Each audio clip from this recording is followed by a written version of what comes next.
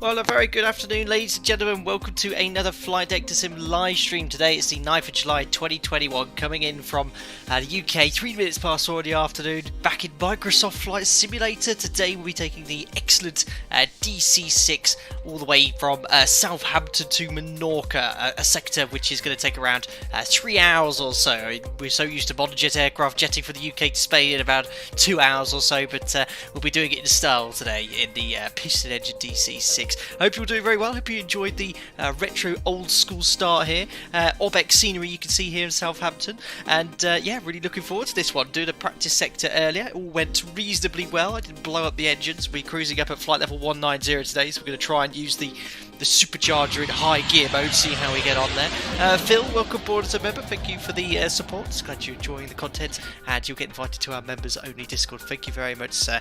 Who we got here at the house then today? We've got Gino. Dialogue YouTube says hello.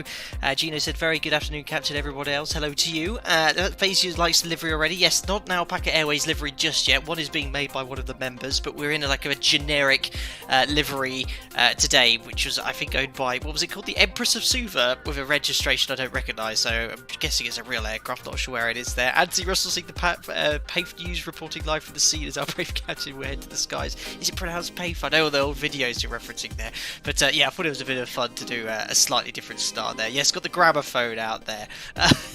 John Padfield, brilliant as well. HK's Flight Simulations here, Flight Sim Pro, and Avari set as well. Cool, so yeah, so all I've done is spawn in on stand. I've not done anything at all, apart from just load up the fuel. We're going to take 50% of the capacity of the fuel tanks, which is more than enough fuel for this sector, but I'm going to also take a full load of passengers, so it'll be quite heavy on the departure here as well. So just showcasing the scenery here from Orbex, which is installed very nicely. There is some static aircraft. Fire brigade are out on standby. They heard we're about to be taking off. Here's our beautiful DC-6 here as well, and we have someone else on the network as well joining us on the sector here. There is a VATSIM event going on later on at the Balearic Islands, so it could get quite busy. Really interesting to see how they might deal with the DC-6 coming into Menorca with a lot of other traffic. I mean, the VATSIM event's covering all the other Palmer Island and Ibiza as well, the two other islands as well, but yeah, it'll be interesting to see if there's a lot of people joining. But here she is, Alpaca Airways' first ever aircraft. We're just waiting for it to be painted. Alpaca Retro is the name of the airline, so you can book your tickets now and fly with this DC-6, capacity of 68 passengers, fully loaded here. But yeah, it's a beautiful aircraft, and it's been updated quite a few times since our inaugural stream of this aircraft. I can't remember what the latest version is, but it is installed. I updated it via the operations centre yesterday, and I said I flew a test sector earlier, managed to get there from A and B. We're going to be doing a mixture of conventional navigation and GPS. There's some issues with some of the VORs in Microsoft Flight Simulator with the ranges of them and stuff though, and then maybe a DME arc later. We'll have to see what's going on with ATC as well. Hello Ladbound, hope you're doing well. JBay2608 just got home from work, hoping these headache tablets start working soon. I'm sorry to hear you have a headache, but my stream, I hope, helps with that in some way. Probably not. It gives me a bit of a headache trying to learn how to fly this aircraft. But anyway, let's spawn on into the cockpit. Whoa, there we go, something like that. And there we go, perfect. I've just realised I forgot to start Fly Live right at the start of the stream, so I'm just going to get that fired up now, so you have all the flight details. Fly Live, the plugin I use at the top here, sometimes it's a little bit temperamental in Microsoft Flight Simulator, so occasionally it just dies on you.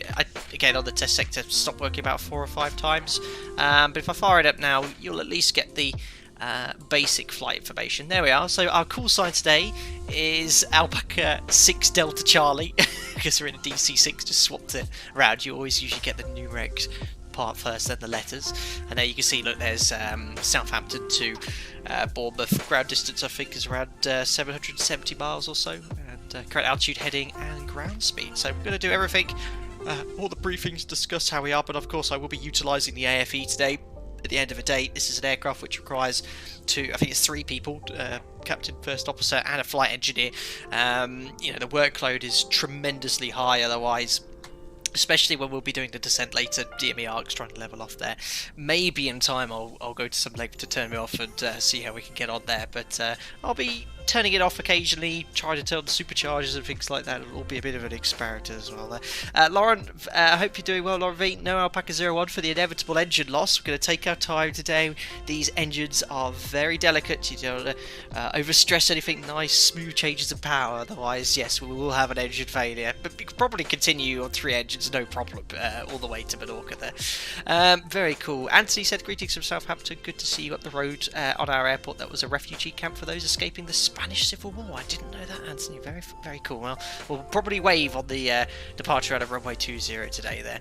Anthony also said, should be said that the airport restaurant at Southampton is actually pretty decent these days. When this plane was flying, not so sure.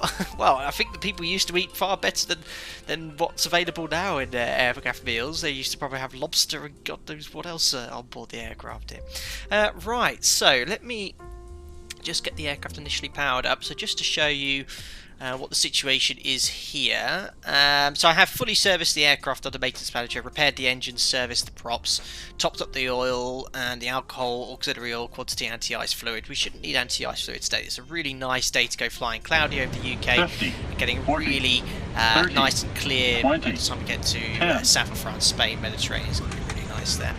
Thank you very much, Andy M71. I say, Bertram, old chap, are you ready to board this infernal flying machine operated by an alpaca? I hear the captain is a bit of a dodgy fellow, but the in-flight drinky poos are reputed to be rather excellent. Tally ho. Andy, amazing. Thank you very much for the £5 donation. Very, very kind of you. Bertram, is that the name of myself today? We'll call myself Bertram. Let's do that then. We've still got Jim, very capable AFE, our flight engineer, being able to operate the aircraft engines, keep them all sane. But very much thank you for your donation again, Andy, and for your continued support. In-flight drinky poos, reputed to be rather excellent. Unbelievable. Right, so thanks, Andy. As I was saying, everything's fully serviced. Now, I'll bring up the flight plan for you as well. There we go. I have to all in different windows because I'm in Microsoft Flight Simulator. Here we are, Southampton to Menorca, Mahon. Flight time you can see is 3 hours 10 minutes. Now, the fuel amount here is 4.1 tons. The flight plan, I need to change the fuel bias here because this is very conservative, this flight plan. We're actually burning a lot more fuel in the PMDG DC-6, and I'd be more inclined to believe that the DC-6's fuel burn is more accurate than what the flight plan's saying. But we're not going to worry about that because I'll be taking, what was it, it's all in pounds today, 16,000 pounds of fuel, which is about 7.5 tons, which is enough to fly for an additional 2.5 hours by the time we get to Menorca. Going really high today, flight level 190. Again, the main reason for that is there's a bit of a glitch in Microsoft Flight Simulator where if you fly below 18,000 feet and set standard, the aircraft's all the different autopilots available for all the different aircrafts unable to maintain that flight level, especially in the DC-6. It didn't work last time because I think they've got it fixed in the sim that the transition altitude's 18,000 feet, which of course it is in the United States, Canada, other parts of the world, but by flying here I can set standard and accurately maintain that flight level because we'll be on VATSIM stage. It's quite important to be able to maintain flight levels there. Routing, really nice, via VORs, conventional navigation the entire way. I will be using GPS for some of the sectors because, well, some of the legs, because the VOR range is a bit poor on some of the VORs in Microsoft Flight Simulator. But just showing you here. There we are, Southampton, straight away over the English Channel, and then we'll be flying over Deauville, Limoges, just over the eastern part of the Pyrenees there. Barcelona's around there. But yeah, flew it earlier, 2 hours 50 I think it took, so not massively long flights. We've done far longer flights in the Zebo mod and other aircraft in the streams before. But yeah, really nice. Look at the weather, absolutely beautiful in all of France here, no sick weather whatsoever. Right, let me get rid of the charts, or the flight plan now, and we're going to show you here. Yeah, 68 passengers, full load of passengers. We'll imagine they've got carrying baggage, no baggage in the cargo hold. And if I go here to the airfield, we'll get him start getting the aircraft prepared for departure. This is so helpful to have, especially when you're new on the aircraft like I am, just to get the aircraft configured, making sure it's all set up correctly. But we'll be navigating conventionally on the departure using the nav aids and the SID. I don't think we've got any ATC here. I just departed from Southampton because it was the furthest south from the UK. Otherwise it would take too long. Checked. Pressurization. Set. Yeah, no ATC here. There's another aircraft here, though. Checked. Radios. HK's flight simulations. You love the DC-6? Yeah, it's an awesome aircraft. Checked. Frederick, in AFP, how did you get the FMC info part in the fuel section with the reserve strip fuel? If this is a setting in SimBrief, or did you add it manually? Yeah, you need to select a well-known airline as your options in SimBrief here. Closed. Hello, Moan. Hope you're doing well. Warning lights. Out. So it looks like I think this might be a little bug because I noticed earlier he said closing all the doors, but he didn't actually close the doors. On the previous version it did work, but at the moment you have to do it manually. Sit to idle. Welcome. Propellers. Forward and 3.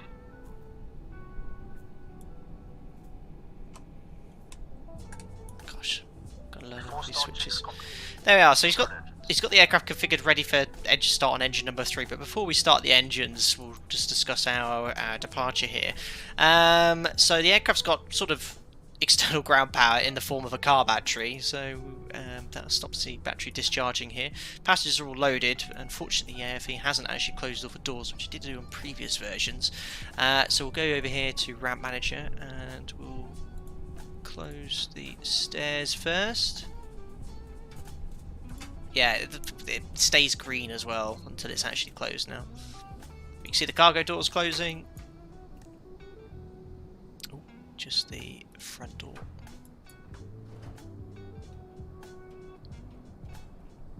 There we are. All doors are closed there. Right, let's bring up Navigraph and talk a little bit about how we're going to get out of here today. So, here's Navigraph. We're in Southampton then. We're parked on stand 10, so a very short taxi to Bravo, which will be our departure point today, and then we're going to backtrack for runway 20. Current weather here, we have got live weather on today, is 200 at 12 knots, so straight down the runway 12 knot headwind for departure. Now, there's no real SIDs out of Southampton. They sort of have these departure to the east, south, or west. You know, they don't really have a named SID here, but departing from runway 20, what we need to do is head off towards Goodwood eventually, which is the first VOR on our flight plan. So for runway 20, what it says, noise preferential routing, which is applicable to us because it's for aircraft over 5,700 kilos, or jet-powered. We need to climb straight ahead till we get to 500 feet. And when we're at 500 feet, we're going to make a slight right turn to intercept that 217 radial from Southampton. So if we look here, we have, I've already, before the stream, preset the course of 217. So you can see 217 is set. On the GPS, I have it in VLOC instead of GPS at the moment as well. Just need to tune up the Southampton VOR, which is 1335. So push this to switch from COM to VLOC. And that frequency 1335. There we are, make that active. You can see the RMI needle swinging to point directly towards the VOR. We'll put that on box 2 as well. Nav 2's up here, so that is 1335. Make that active on box 2. And on standby, I'm going to put in Goodwood, which is the VOR we'll need to fly directly to when we get to 2,000 feet. So 1475 on the standby and 1475 on box 2.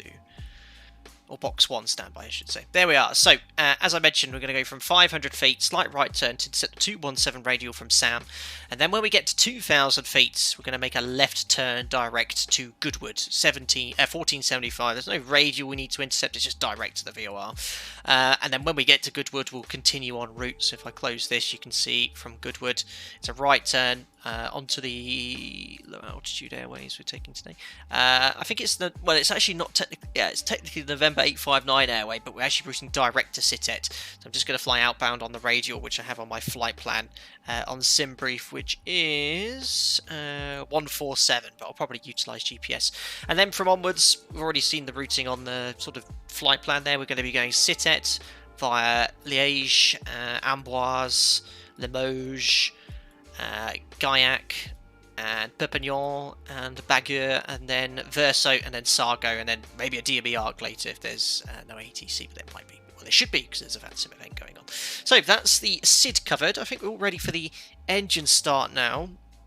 What else got in chat? John Padfield, with the way the door is fitted, it looks like it would be possible for it to be opened in flight. So, yeah, I don't want to be opening any doors in flight here. We've got a tendency of leaving doors open during pushbacks here. Lauren, these fake SIDS are still better than all the terrible radar-vectored SIDS in America. Can't believe the Order 1 is the only departure out of O'Hare. Loads of workload for pilots and controller alike. Yeah, I sort of like those US SIDS, though, because, you know, you could just basically take off, set your heading, then just en route to a certain waypoint here. I suppose in Europe you get cleared on your SID, and every SID is unique per runway. You know, you just use LNAV and leave it. So we should be all good there. Littoral Games touch and go at Goodwood confirmed. No touch and goes there. And also we're quite close to the Isle of Wight. Maybe we should go and try and land in Bembridge again, like we did in the most recent tutorial in the 737. Very cool. Right, let me just double check the ATC situation here on VATSIM. So we don't have any ATC. There is London South Centre. I don't know if he'll actually cater for us. Last time I did this, they do provide ATC. Oh no, I think he's just outside of... We're just outside of his jurisdiction. Well, it won't hurt to actually contact him and ask. 132.6 is his frequency. So I've actually got my radio tuning panel. Let's see if it's working. 132.6. Takes ages to tune though, look at that. So on the VATSIM map, I'm just outside of his area, so I'm not sure 2551 correction, flight level 270. if he'll provide ATC. Won't hurt to ask though. 270 is going to need 2551. Speedbird 268 descend, flight level 150, level Southampton. 150, what's up? London South Centre, hello. It's Alpaca 6 Delta Charlie in Southampton. Do you cover this area at all? Alpaca 6 Delta Charlie, London. Good afternoon to yourself, Peter. I do. Thank you. Alpaca 6 Delta Charlie, stand 10 in Southampton. Request departure clearance to Menorca, please. Alpaca 6 Delta Charlie, clearance is to Menorca via Goodwood. Climb to altitude 3,000 feet is runway 20. Your squawk 7667, Southampton QNH 1021. Cleared to Menorca via Goodwood, departure, climb 3,000 feet, runway 20, squawk 7667, QNH 1021, Alpaca 6 Delta Charlie. Alpaca 6 Delta Charlie, read that correct. Perfect, so we've got some ATC, levelling off of 3,000 feet, that'll be interesting in this aircraft. Oh my goodness, I hope we get continuous climb. Right, 3,000 feet set, QNH is 1021, by the magic of Microsoft Flight Simulator can push B, and that looks good there, and the squawk is 7667, so transponder's down here. 7667, and I just need to go to... That's put it onto mode C. You wouldn't probably put it on out just yet, but I probably want mode C for departure there. Adam, are we doing VOR navigation or GPS? Primarily VOR, but utilising GPS because Microsoft Flight Simulator, the range for some of the VORs is pretty poor. They need to be updated at some point to make them work. Adam, we're using the AFE for today's flight? Absolutely. Yeah, I need him for every step of the way. Right, we can now request engine starts. Max Aviation 655, London Control, Logan to hotel arrival for Heathrow, report to you. And then once we've got the engine started, we'll push and we'll request pushback. Max 655, didn't catch the first part, flight level is 187. Max 655, roger, is the Logan to hotel arrival. Logan 2, hotel arrival, Max 655, touching Southampton. Speedbird 455, further climb of Unicom 122.8, goodbye. This is a huge area he's covering as well. Unicom 1228, thanks for your service, goodbye. Speedbird 455. And London South, Alpaca 6 Delta Charlie, stand 10 Southampton, request engine start and stand. Alpaca 6 Delta Charlie, stand 10, engine start approved. Start approved, Alpaca 6 Delta Charlie. Perfect, all ready to go then. 7 descent, flight level 150, level Kidley. ATC there in the background. Descent file 150. Right, so starting the engines then. So the engineer's configured engine 3 ready for engine start here. So we've got mixture to rich, that means we've got fuel. We've got the engine start selected to engine number 3. We've got spark as well, magnetos are on both, and low, the main fuel booster pump's on low. So what we need to do is move this to start and safety. Wait for 12. 6. Qatari 488 Yankee, Amsterdam's offline. There we are, boost prime. Goodbye. 1228, Qatari. Sounds like we've got a good engine starter here, so first thing you want to check. Oil pressure has risen. Fuel, the oil's very cold because we're been sat on the apron here for a while, so it'll take a while to get up to temperature. But it looks like we've got a good start on engine number 3. London Control, thank you, Squawk 0375. 0375. Adam, I've been seeing more and more YouTubers flying this plane without the air feed, just with the POH, and I've been doing so myself. It's pretty fun, actually. I'm too chicken, Adam. This is only my second time in this aircraft, so maybe in the future. I just don't have the time to sit down and learn it at the moment. I've got so much other stuff going on outside the channel, and then within the channel as well. I've got the Zebo mod, Indie Builds A310. I've managed to get an early pre-release copy of that, so it's just sitting down and finding the time to actually do it. I quite like using the air feed because you'd have one in real life. Right, engine number 3, next is engine 4, so Rich. Ignites the both, engine number 4, low, pump on. 3, Did you say chicken? I did, Anthony. 5, Fever 268, contact London. It's prime. Engine number 4 started. Easy 227, contact London 135, definitely, bye-bye. Yeah, oil pressure on engine number 4, with the fuel pressure, oil temperature slowly increasing. So engine number 3 is up to 40 degrees now. Easy 227, contact Looking London good. 135. Now it's number 2 that comes up next. So again, working our way down here. Auto Rich. Both. Engine number 2. Low. And starting engine number 2. Good afternoon, Alitalia 238360 down, dim out. 5, First of all, Fever 7 Papa Whiskey, London Control, 035. There's engine number 2. 0350 passing. If you're a spot on the other side of the fence. 50, 40, 30, Excellent. 20, 10. Thank you, sir. Engine number 2, we have oil pressure. Temperature's increasing. Thank you, Hakan. Expecting gold old-fashioned service from the stewardesses. Smiley face. Hakan, Alpaca Airways, I don't know what you're expecting from my stewardesses, but I'm hoping it's a reassuring service, one that you'd find enjoy and makes you come back for more. Thank you very much, Hakan. Very kind.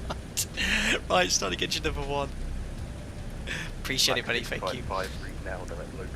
Fuel, spark, pressure. Starting engine number 1.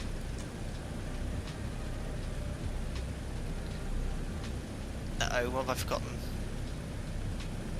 Ah, I know what I've forgotten. 3, 6, It's a big old deal getting these engines started. Oh, I forgot to open the window as well for authenticity. Right, anyway, engine start, engine number 1 complete. Flight level 180, level left back. Now we have oil pressure. Oil temperature slowly increasing. Engine looks all stable. Ooh, RPM's a bit high there. There we are. I think my, yeah, I was told, someone left a really useful comment on the last video saying you should keep the RPM below 1000 during the engine start. It was my thrust lever, my throttle was a little bit high there, otherwise you can cause issues with the engines. Right, oil pressure lights on, that's normal, and the engine's just started. It takes a while to get all warm and up to temperature. In fact, that's a very low. I'd want oil pressure a bit higher. I think that's, if I just turn the engine up for that, yeah, that will increase the pressure. I think it'll be okay. See, I just don't have the experience with these sort of aircraft to know what I should be looking for here. But yeah, we've got a week to keep the RPM below 1000 until it gets sort of to a better temperature and range. Anyway, we've got 4 good engine starts. The AFE to do his thing. And then we'll push back.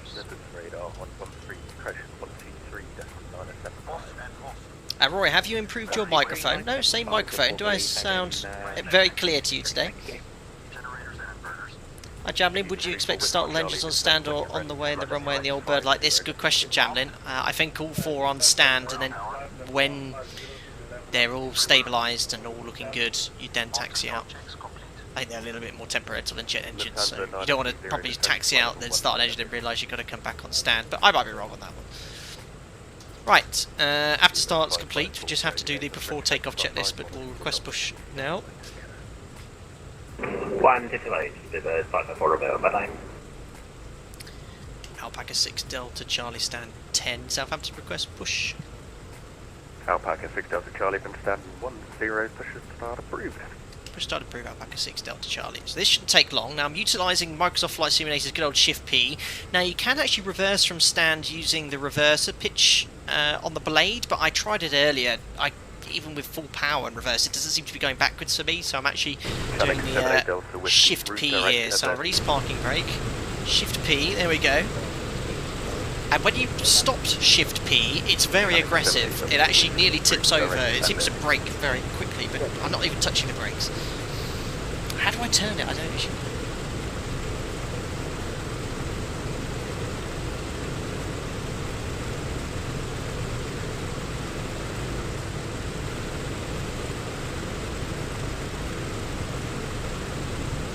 Beautiful machine.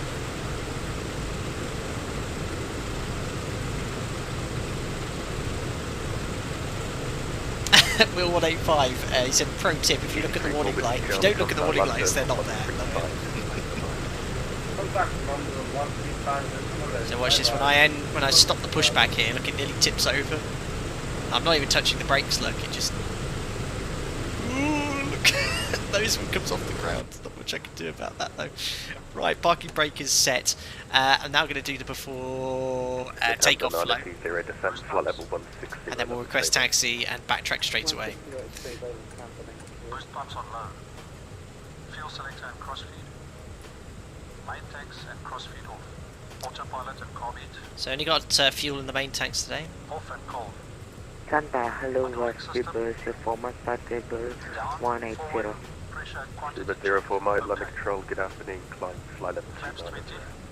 29. Flaps 20 for departure. Our takeoff weight's just under £100,000 today, so if we have a look at this table back here, £100,000, takeoff, got V1 of 103 knots, V2's 112, so I'll rotate about 105, that should work out quite nicely. We'll talk about the takeoff once we're backtracking as well. Controls. No worries, we can sort that now. It'll be the Logan 2 hotel arrival. Detonator. So Peter Heat's coming on. And the Thunder 18 descend flight level 250 level Logan. Bridge unlocked. Set. Transponder. Speed of 7 Papa Whiskey, descend flight level 130 level Delta. The flight engineer would have to lean over me to get the transponder on. You have to extend the lights manually, it takes a few seconds as well. 135 is late to bed 7 Papa Whiskey Bike. Extended and on. Can't get 4 Echo Kilo, climb to flight level 340. There we are, before takeoff checklist complete, the aircraft's configured for departure. We can request taxi now, and then we'll do a before takeoff checklist briefing when we're backtracking from runway 20. 135 descent. 135 Matt 655, check selected level, cleared level, flight level 180. I've got to remember to level off at 3,000 feet as well, don't forget guys. To be at flight level 160. Yes, but that's with ATC descent instructions. Someone descended to make a restriction, but obviously didn't get to say no worries, maintain flight level 160. Whoops.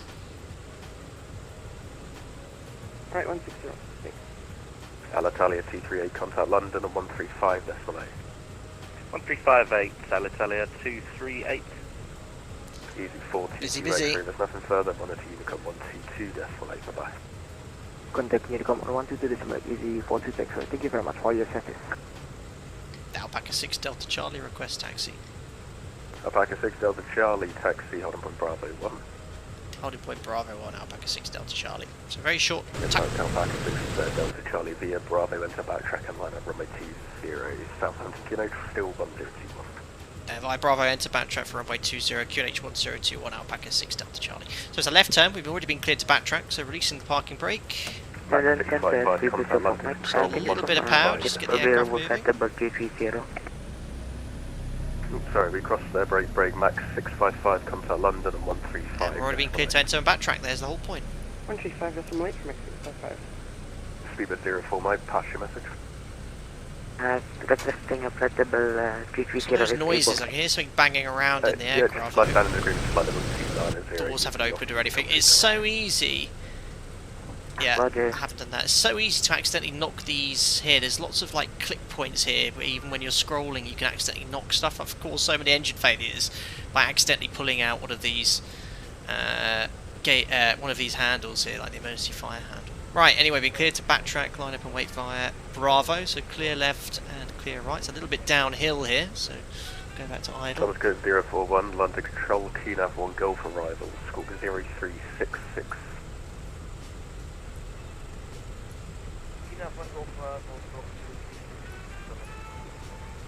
We're backtracking now.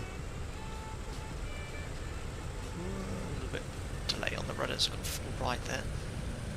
Right, before takeoff checklist then, so my operator, we check the configuration of the aircraft. I know something I have forgotten to do, which was to set up the pressurization system.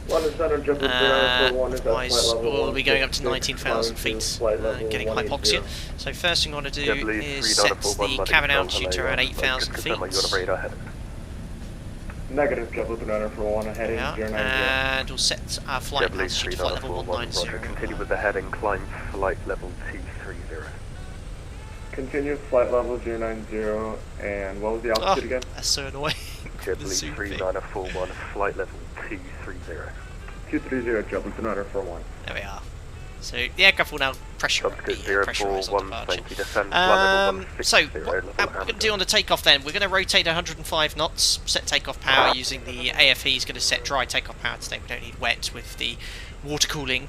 Rotate 105 knots, we'll then pitch to maintain about 130 knots, which will maintain to 500 feet, and then when we get to 500 feet we'll lower the nose and accelerate to 140 knots, and then when we go to METO and climb power we'll reset our altitude to maintain 165 knots when climb for us to set, and then low stop altitude here at 3,000 feet. 105 Mike. Departures climb 500 feet, slight right turn 217 radial till 2,000 feet from Southampton, left turn direct to Goodwood. Runway 20, initial climb to altitude 3,000 feet. Well, that's it, check's complete. Are we going to use the superchargers today? Yes, Captain, we're going to go to the high gear supercharger. When we get to around 16,000 feet, we'll need it. We'll need a little bit more power to the density altitude. Quite sure that wouldn't be there. Flight 105 mile, thank you, read back correct, brake, Tomcat 4 Echo Kilo, climb, flight level 410. Climb 410, Tomcat 5, okay, go. Left hands of 18, descend, flight level 160, level saver. And we'll call ready for departure. Alpaca 6 Delta Charlie, you're going to be fully ready on the turnaround. Fully ready, Alpaca 6 Delta Charlie. Alpaca 6 Delta Charlie, runway 20, clear takeoff, surface wind 210 degrees 10 knots. Runway 20, cleared takeoff, Alpaca 6 Delta Charlie. Shall we do it, ladies and gentlemen? Toga's in chat. Takeoff dry. 04 Mike, there's nothing do it. further, monitor Unicom 122 decimal 8, bye-bye. Music off here. Unicom 128, speed 04 Mike. Land lights are on, Fazian.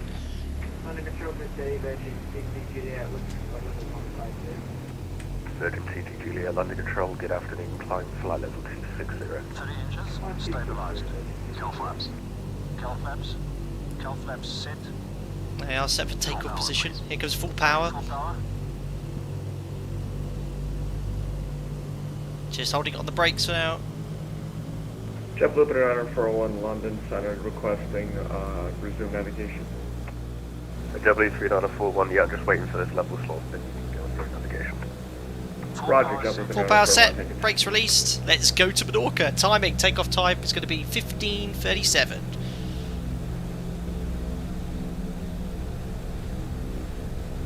Airspeed's alive. Buffalo 105 Mike, request engine start and pushback. Buffalo 105 Mike. There's 80 knots, wait for 105. We should start cruise from stand 6, Buffalo 105 Mike. There's V1 and rotate. We're airborne. Just gently lower the nose, very gentle climb until we get the gear up. And now we're going to start pitching for 130 knots. Caleb 1187 London, hello, temperature Golf for Gatwick. Gear up, lights out. There we are, 130 knots, so trim for that speed. Wait till 500 feet. Flaps up. Flaps going up. Flaps coming up now. JetBlue 3941, Now turn right. starting to increase the altitude to maintain 130 till 500 feet. There's 500 feet, so there's a slight right turn coming now. I'm going to pitch for 140 knots, intercept that 217 radial from Southampton. There's 140 knots, so start pitching up. We're going heading over around 225 to intercept that 217 radial. Just pitch up again to maintain 140.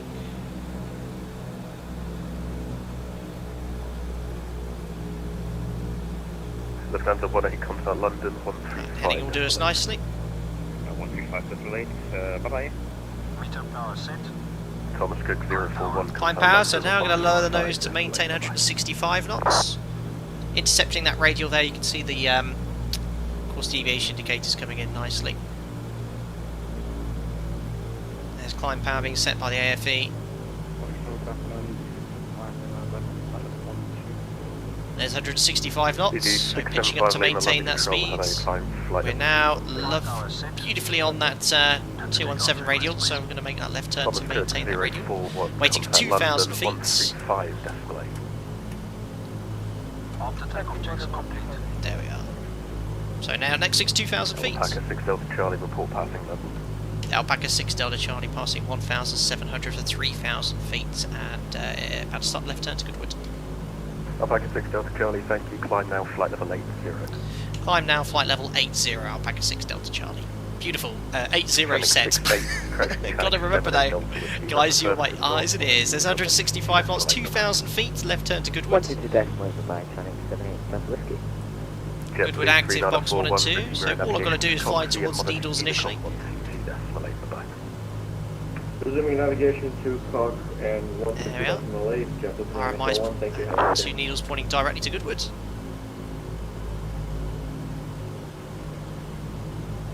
Beautiful. London, good evening. Shuttle 9 Charlie, climbing 5350 direct to Lake. Shuttle 9 Charlie, London, you just a bit outside the airspace. Call me about 15 miles from the Shuttle 9 Charlie. There's 165 knots, nicely plugged in. London Control, Ryanair 3 miles to maintaining flight level 350 inbound to waypoint Devon. Ryanair 3 miles Zulu, unfortunately not going to enter my airspace. Monitor Unicom 1CT, that's fine, bye-bye. Beautiful. There we are, routing directly to Goodwood now. All beautifully trimmed at 165 knots here. Aircraft climbs and holds it beautifully. So we'll line up the OBS for our current course, so 090. Remember, there's no requirement to fly directly on any radial, it just says on the SID after 2,000 feet, route direct to Goodwood. We should be there in 8 minutes based on our present speed. Just to show you what it looks like on the charts. There we are. So we've got to the 2,000 feet. Obviously it doesn't depict exactly on the line here, but you don't need to be on that radial. It's just direct to Goodwood after 2,000. Easy 675. Look how beautifully and trim it is. It's just once. I don't know how true this is to the real DC-6, but once you've got the trim set, it just holds the speed beautifully. Right, anyway, let's get the autopilot in, or gyro pilot I should say, so let me try and remember this. Gyro pilot on, and then clutch engaged, and we then use the little wheel here 50 to maintain 165 knots. 20 10. Thank you very much, Fujexon, for $15. Greetings from Chicago. Thank you for an awesome stream. From the Windy Have a City. bite on me. Oh, thank you very much for the Windy City, Fujexon. Thank you very much for your donation. I hope I pronounced that correctly. That's very kind of you, sir. And good morning to you, I should say. Glad you enjoyed the DC-6 or my interpretation of flying. I'm sorry, I think I've upset people because I'm using the AFE, but it's there to use. Why not? It makes your life so much easier. Which I could do the important thing, which is aviate. Having to worry about anything else there. Cool. So. Just going to make a slight right turn using the gyro pilot just to keep on that.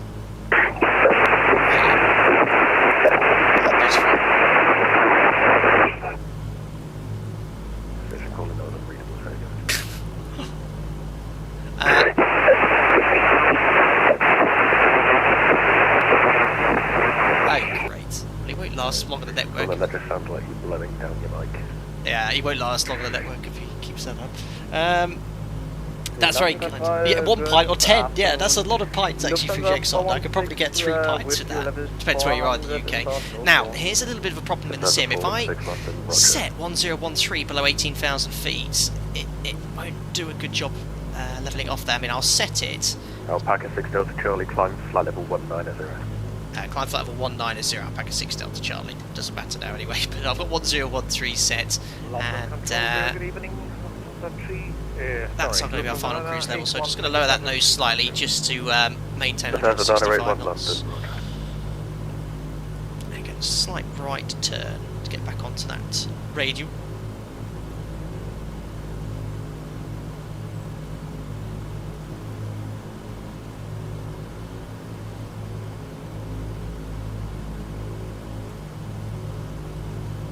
See how the AFE is doing.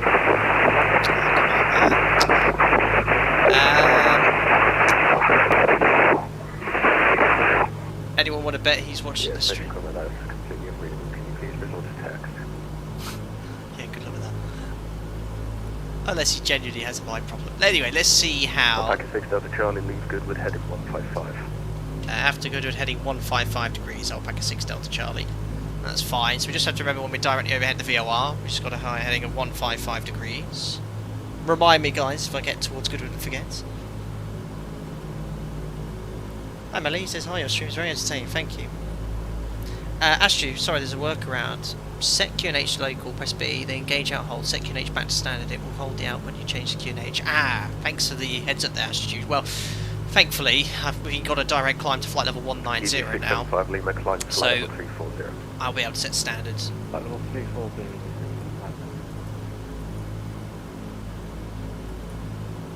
165 knots. So you'll notice as we climb, air gets less dense, but if you actually have a look at the throttle closely, you'll notice it is slowly increasing. Can you see that slowly increasing? That's because the engineer is matching or making sure we constantly have 40 inches of manifold pressure. Now we'll get to a point at around 16,000 feet where the throttle is fully forward and we can't maintain 40 inches of manifold pressure. That's when we have to put the superchargers into a higher gear to get that additional power. But you've got to make sure you reduce the manifold pressure first, otherwise you'll blow the engines off.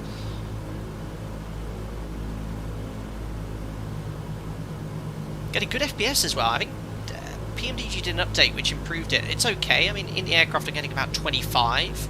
For my specs, that's okay. Outside, about 60. It's really good performance. And I know Microsoft are bringing out an update very soon to further improve performance for users, aren't they? 300 and that'll be it for now. Doing a great job flying directly to the VOR. I think the wind's coming in from the south. I'm going for Echo Kilo, unfortunately nothing further. Cool, but yeah, you can see we've got 190 BMEP, which is a power-derived figure from the RPM and manifold pressure, according to the internet. Manifold pressure, which is what I always use to set power in and set it go. Prop RPM, fuel flow, changes burning, what's that, 1,200 pounds per hour.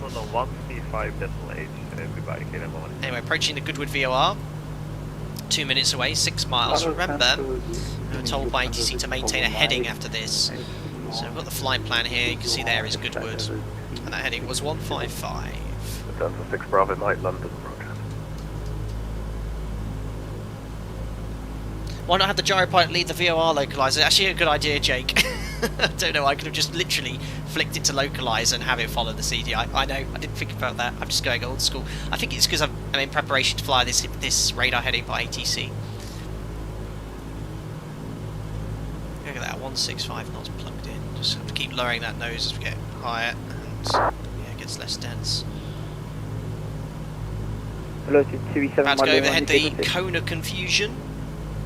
It's around 6,000 feet to 1 nautical mile. We're at 10,000 feet, so about 1.6-ish miles. Clear level to 310. We'll be directly overhead the beacon. 180. What's the last controlling? And there is Goodwood. Roger. Jet 7 Light Lima, climb flight level. And of course, it's the good festival of speed this What's that? weekend. Transfer over 290, 3 Mali. Can you see the DC-6 flying over if you're at the event? Very cool. KLM 1021, descend when you're ready, flight level Anyway, 160. pretty much about to fly over the beacon, so we'll fly that radar heading by ATC 155, so we'll turn right now. If you go full right, that's a 25-degree angle of bank turn. You can see the RMI needle about to swing over. I accidentally unslaved the compass on an earlier flight and it really confused me. I was like, what's going on?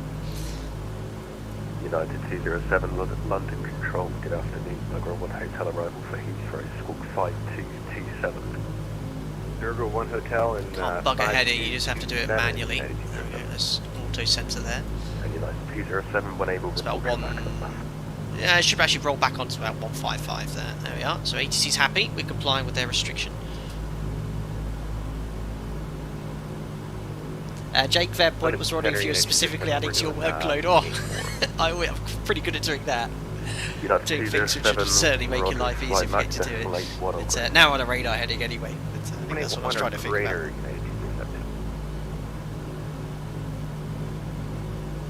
London, good afternoon. Heathrow heading 155. See aircraft pressurising, so passing flight level 100, do a bit of a pre-cruise check here. So fuel's configured to put all 4 tanks. We've got, what's that? Right, just under £16,000 there. Lights are off already. There's no APU. We check at this stage. Pressurisation, cabin altitude's climbing, but the cabin altitude's 1,200 feet. You can see here diff pressure just under 5 psi. I think the pressurisation for the cabin system, the cabin altitude, looks like it comes from the supercharger. You see the gauges there, which is quite interesting. Shuttle 9 Charlie, London, Niagara 1 Hotel for Heathrow, flight Max decimal 8. So the supercharger is maintaining pressurisation.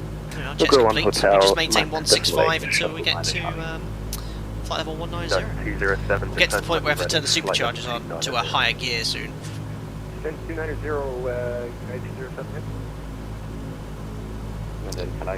Will, how long we have to be on this controller for? I'm not sure. Might be Unicom after. 450 London, Roger, continue with the heading and climb. Yeah, we're just about to leave his jurisdiction. There's another London controller, and there's no ATC.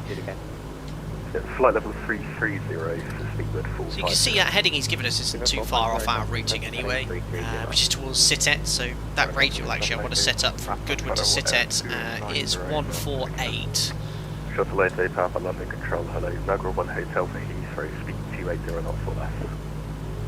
Niagara 1 Hotel arrival, 280 knots. So if he says resume mode navigation, we can either use GPS or stick that nav aid. I will have to use GPS for certain parts of the sector because it's the VORs in Microsoft Flight Simulator. There's some en route VORs here, you literally can only pick it up 40 miles away. I mean, I fly over these VORs every day at work, and you can pick it up 200 miles away. And 280 knots of conversion, Shuttle 9 Charlie. London Control, low speed 2726 with you, JB, these are 2-speed superchargers. Yes, I was learning about it earlier. 2 tons, one of our members was telling me about it. So I thought it was like, yeah, turn the superchargers on, but they already are on. Fly heading 155 and climb level high, and it basically is a changed gear. But we're approaching 160, where the manifold pressure will start dropping. You can see now, look, they're approaching the forward stop now. Right, F548 for Yankee London Control, Dis 1 Golf for Gatwick. Yeah, look, see the AF East keeps increasing the power. Golf Foxtrot, Oscar, Papa. Jake, you rebuilt superchargers these engines in Alaska. A huge respect for you, Jake, and a huge respect to anyone that engineers or flies these aircraft. It just makes you realise how lucky we are today. You know, CFM 56 on the 737, you just set the power you need. You don't have to worry about anything. It's bygone era, but in Alaska, obviously, still plenty of these flying around. Approaching flight level 180. Egypt Air 34, Foxtrot 2, London Control, hello, climb flight level 220. So start that heading of 155, more like 150, should come left a little bit, right a little bit more there. EGHI 675 Lima, unfortunately nothing further, continue with Unicom 1CG, that's the late bye-bye. London Buffalo 105 Mike is finally ready for taxi. Buffalo 105 Mike, Roger, taxi. There's someone leaving Southampton. Holding point Bravo 1. Taxi, holding point Bravo 1. Jake, you fly BBGAs now. Well, Jake Bunny, you know both ends of the story. I have a lot of respect for you. You can obviously compare the two directly. I'm so Don't judge me, Jake. I'm so rubbish flying this compared to your experience. 135 I just have to read the internet and see what it says. Resume your navigation to Delta Victor Lima and monitor Unicom 162 decimal 8. Bye-bye. Own navigation direct to Delta Victor Lima and Unicom 162 decimal. Back to Lima 23. Speedbird 450, resume your navigation. It's looking good though, it's cool. Sit heads and monitor Unicom 162 decimal 8. Bye-bye. We're giving out direct sit heads on the gear flight to bar. Shouldn't need. Alpaca 6 Delta Charlie, resume your navigation to sit heads. Oh, navigation sit at Alpaca 6 Delta Charlie. Well, I'm going to have to use GPS now because there's no other way to do it unless I insert the radial. So, if I remember how to do this correctly, we go to direct flight plan. Right F4 X-ray Yankee, descend when you're ready. Flight level 290. Sit at, enter, activate. Buffalo 1055 Bravo enter backtrack and line up runway 20 QNH 1021. Yeah, Bravo, enter and backtrack, runway 20, line up, QNH 1021. Redirect. Egypt Air 34, Foxtrot 2, climb, flight level 290. Sit at, enter. That's 290 for Egypt Air 342. Why won't it let me activate? I'm pressing enter. Uh-oh, well that's fine. What I can do is recapture that radial I need to fly direct to it, so I'll just make a slight left turn. And we'll do it old school. 9 Charlie, descend flight level 200. Descend flight level 200, shuttle 9 Charlie. Because SITET is on the, where radial was, let me just go wings level here. 148 radial from Goodwood, which is what I bugged. Say again, Unit 207. United 207. GPS experts. I never use this one here. How do I get it to go direct to SITET, but direct set it from present position? Sorry, 09. Active waypoint is SITET, but I thought you could do what I did and get it to redraw it. 151 is the current heading. Worked on the test sector. Right, there's flight level 160, so you'll notice, look at that, we've gone down to 160 knots now because I've kept the altitude where it is, but if you look at the manifold pressure now, it has started to drop off from 40 inches. Basically, we've got a full power set, they're at the forward stop, and now as we climb, air gets less dense, the manifold pressure is going to start dropping off, rate of climb is going to be increasing, but you can get more power out of the engines by putting the supercharger to a higher gear. However, what I need to do that, make sure I don't blow up the engines, is disconnect the AFE. And now, oh actually no, before I do that I need to match my thrust levers up a bit. Oh no, I pressed the wrong button! One steers red button. Hold on, no. No, don't do that, don't do anything. Right, let me just make sure I'm on auto-rich. Auto-rich, AFE's off now. Now, I'm going to have to move my thrust levers quickly so they match. There we are, back to full power, there we are, so I've got full power set. Right at 4 Romeo Delta, fly heading 125, climb flight that radial's coming in. Yeah, radial's nearly coming in now. I've not broken anything. Send the temperature's a little bit cold. So, now I've got the AFE disconnected. I need to reduce the manifold pressure by about 12 inches. Just so when I turn the superchargers on, I blow them up. So let me try and guess. I've got about 36 inches now. So if I go around 26 inches. 310 for flight 1160. Slowly reduce that power. EGHI London Control, thank you, Squawk 7505.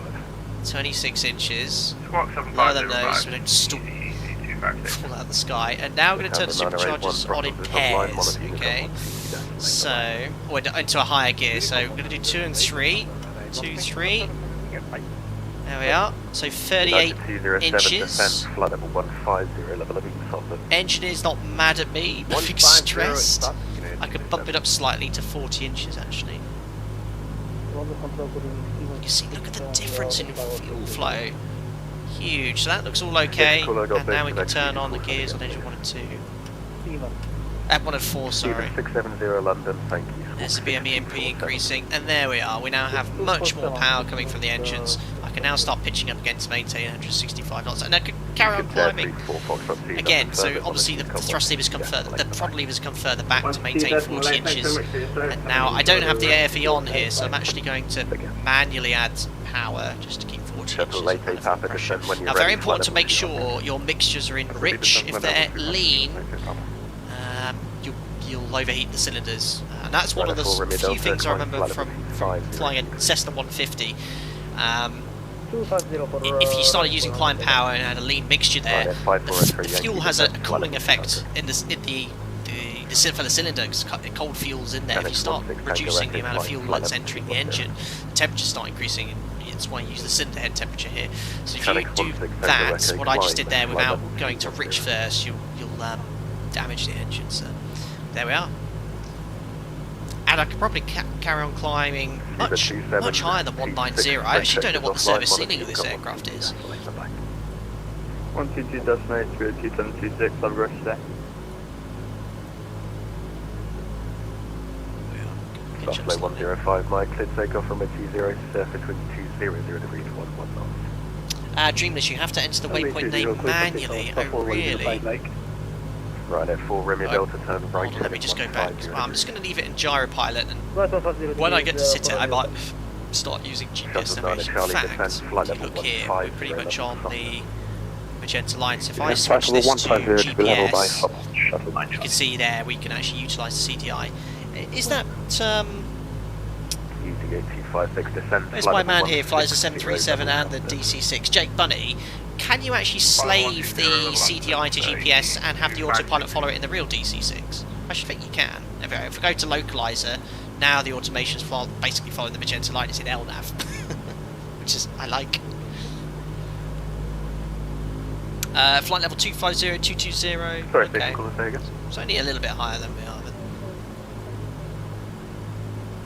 Canex 16 Tango Echo, climb flight level 300. So again, just slowly moving those thrust levers, keep calling thrust levers, power levers up to 40 inches, because we're still climbing. Density altitude is still getting less here. Oil temperature's a bit warm, overboost. Let me just take a little bit of power off there. There we are, back in the green. Thank God for that. Alright. 6 Delta Julia, the French sector's offline, unfortunately, nothing further. Continue Unicom 122 enjoy your flight. I think that's me. Unicom 122.8 Alpaca 6 Delta Charlie. Thanks a lot for the ATC sound. Good evening.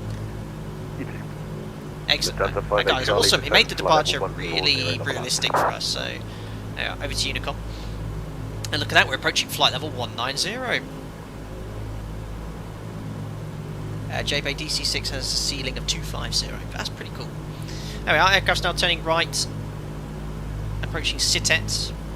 We're then going to be inbound to the next VO after Sitet, which is LEMH. But importantly, we need to make sure we level off here. Well, it's not leveling off there. So don't just whack in altitude control. Level off using the thumb wheel, whatever the official the glide wheel. Then set cruise power. And you leave the superchargers in the high gear until you start setting.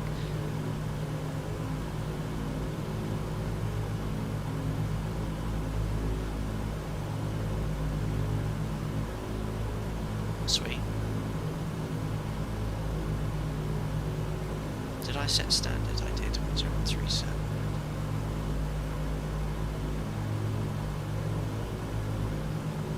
There we are. Altitude control on. And come on, Jim, give me cruise power, please. Set cruise power, please. Setting cruise power. And the great thing about the AFE, he'll manage the cowl flaps, make sure the temperatures are within limits. He'll also bring in carburetor heat as well if you suspect or sees carburetor icing. There comes the cruise power. I can already see my things frozen up here. See how the ground speed is 175 knots? It's actually 238. I don't know why the cruise power is set. I don't know why FlyLife freezes sometimes. It just does this. I'll reset it now and get a lot more accurate information. Is DC-6 pressurised? It is, Richard Naylor. No, yeah, we're here pressurised at 19,000 feet. I'm just updating FlyLive and we'll see what the cabin altitude is and the diff pressure. That was an awesome departure. We enjoyed that. Like 6 Delta Charlie. Now FlyLive should be live, so there we are. Ground speed is going to slowly increase because we've just reached cruise power. I think earlier on the test sector it eventually stabilised around 200-ish knots or so because we're still accelerating very slowly. Have I just pulled something out again? Just made that clicking sound as if I pulled something out. No, it looks like everything's in there. So 35 inches, RPM set to around, what's that, 2,300-ish RPM. Each engine is burning around 600 pounds per hour. All pressures, all within limits, temperature, carb heats. Water pressure, is that for the water injection system? I don't actually know. Cylinder head temperatures are all fine. But modern updated interface.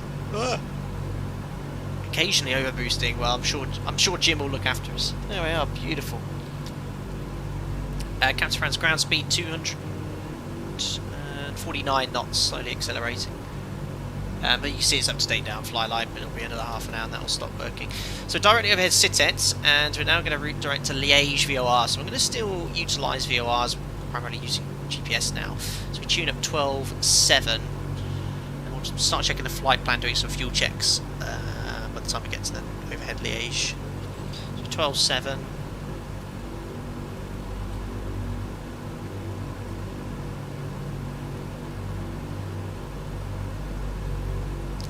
Box 1 and 2. You can see the needles are already swinging. Just to show you on Navigraph where we are. So we just put overhead Sitet, so we bring up the airplane icon. There we go. So Sitet routing direct to, I think it's pronounced Liège. I always say Lima Golf Lima in real life, but there we are. Inbound on that radial, using GPS via Sitet 167 inbound.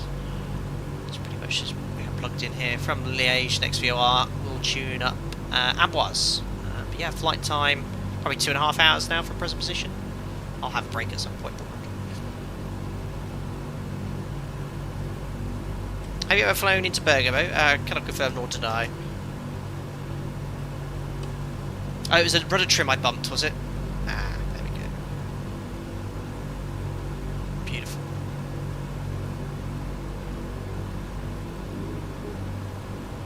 Turn the sim down a slightly. Oh, that's better. Oh, where's my aeroplane? There it is. Everything this channel.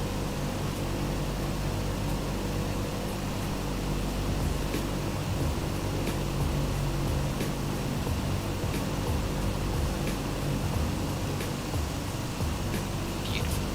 Well, I have to say, the departure on VATSIM was rather uneventful, which is the way I like to keep it.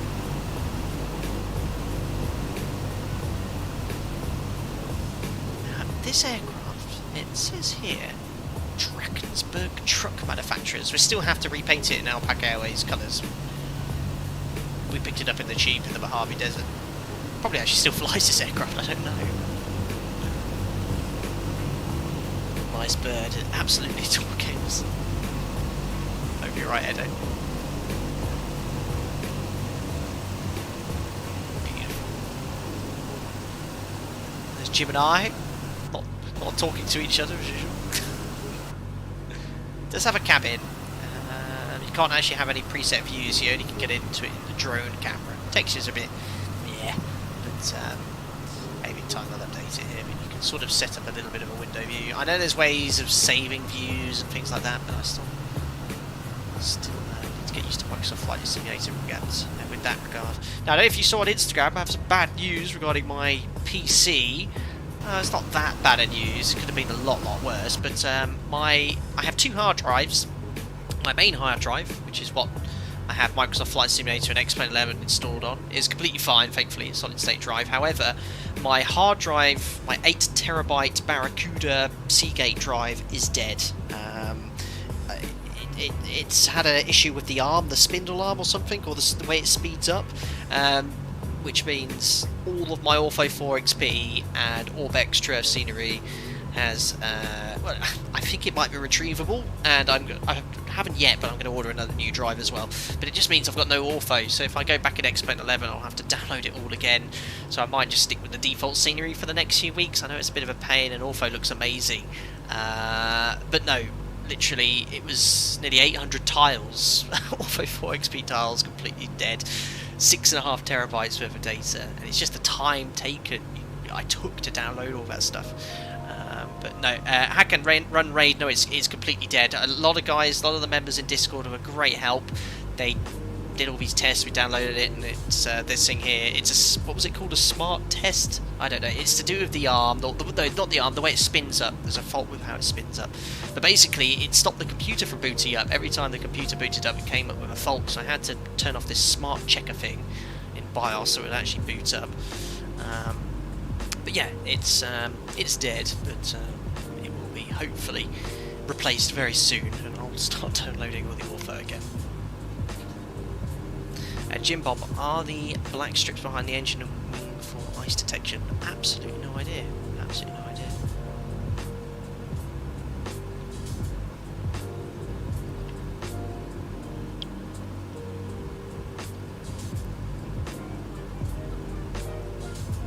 Mace data is recoverable, but it might cost you. It's just ortho tiles. Thankfully, I didn't have anything significant backed up on it or updated, but yeah, it's just all the time taken to install and all that. Gino just departed from Echo Golf November X-Ray to LEMH Mike Hotel just in time to catch the VATSIM event and hopefully catch a landing after you. Gino, I should think if you just departed, you'll definitely be overtaking us. I mean, we're sat here at flight level 190 doing ground speed 261 knots, which actually isn't too shabby. It's not slow.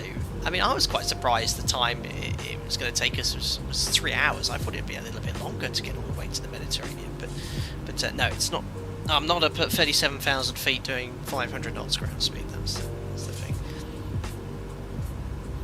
Claudio says, as far as pressurization is concerned, is it old school manual pressurization system or is it auto? Thanks and congratulations. It has, Claudio. Thanks and congratulations. Not sure why, but automatic pressurization system. You can control it manually, same as you can with the 737. You have a backup DC powered outflow valve. So I guess I can flick this to manual. There we are, and I can actually pressure. Yeah, look, I can control the pressurization there, but we'll leave it in auto.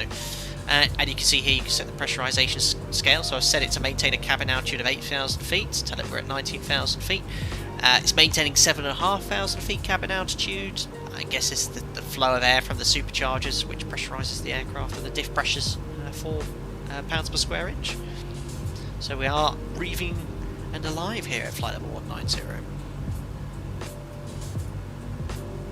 You can see a little smidge of icing there through some altitude cloud there. All good. Above all the cloud, we've just entered France. There we are. You can just see the coastline there. You can already see Fly Live's given up the ghost again. Look, ground speed 262 knots, says 251. It does this. I'm just going to turn it off, guys. We'll probably turn it on a bit later, just because it keeps... In X-Plane 11, it's flawless. Never has any problems in Microsoft Flight Simulator. Every aircraft I try for about 15-20 minutes just stops updating. Pedro Abad, hello from Spain. Buenos tardes. Product Eonar says, I'm looking into getting a force feedback yoke, maybe a Brunner yoke. This Microsoft Flight Simulator is set up for realistic feedback, as I'm currently using Prepared, which we know is and great stream, by the way. Thank you for your kind words. Now, I've never tried that yoke. Now, one of the reasons I use an Airbus joystick side stick, well, firstly, Thrustmaster sent this to me very kindly, but secondly, because I fly the 737 at work, I really don't want to get that sort of different feeling. I know it seems a bit strange, but I know what inputs I need to make on the 737. If I start using this home-built yoke, which I've heard that some of them are very good, I start getting this different feeling, so I sort of neglect using it. I like using the joystick. The Airbus side, Thrustmaster side stick is actually really good. Apart from the fact the Z axis, the yaw function is broken now, but the actual stick's great with lots of configurable buttons, and I love it. But I think that yoke, I think those yokes are now compatible with Microsoft Flight Simulator. You're asking the wrong person, I'm afraid, because I seldom use this sim. I mean, I'm going to be using it a little bit more often, especially without the ortho, and the DC-6 is awesome. But yeah, I can still install kind of True Earth as well. But yeah, sorry, I can't give you much better answer than that, I'm afraid.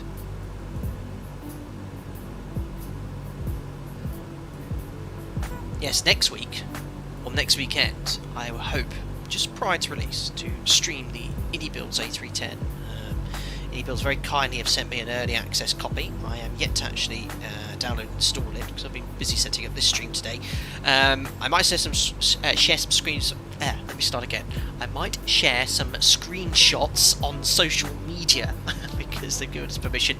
We're not in a position to be able to stream it yet. They don't want to because they're just doing some final updates prior to release there. But looking forward to showcasing the A310. Might do Monarch. If they have it in a Monarch livery, that would be pretty cool. Monarch was an airline, I'm sure most of you exactly know what Monarch were, but they ceased training around 3 or 4 years ago. And I always loved their livery. And the A310 will be... they had, I think, they definitely had the A300. I don't know if they had A310s, but if there's a Monarch livery, I think I'll replicate an old Monarch sector in the A310.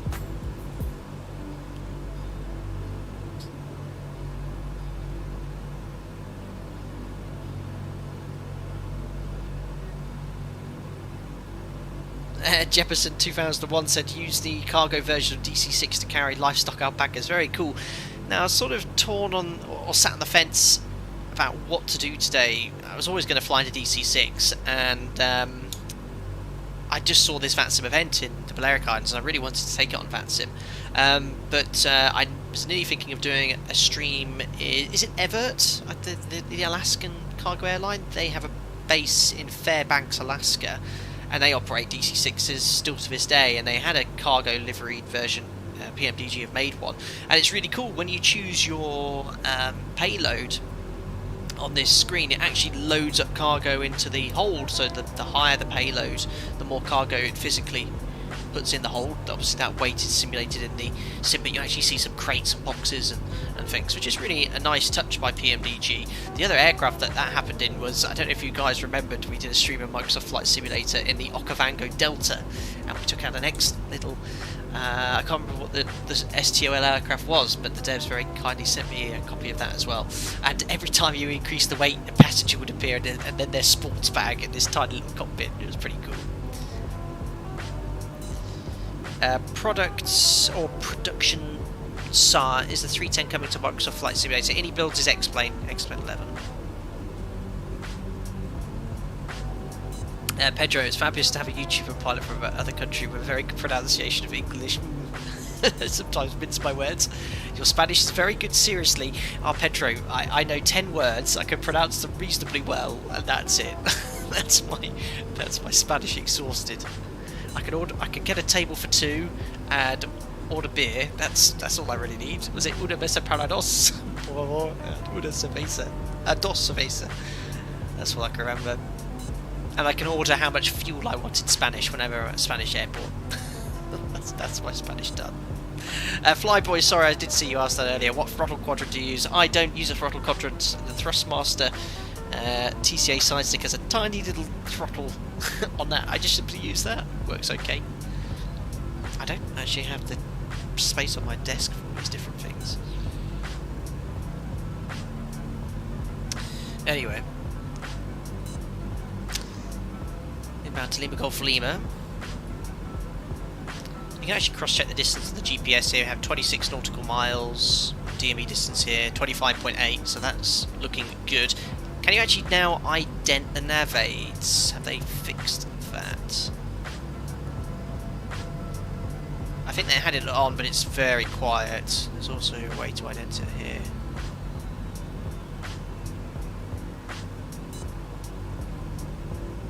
Is it?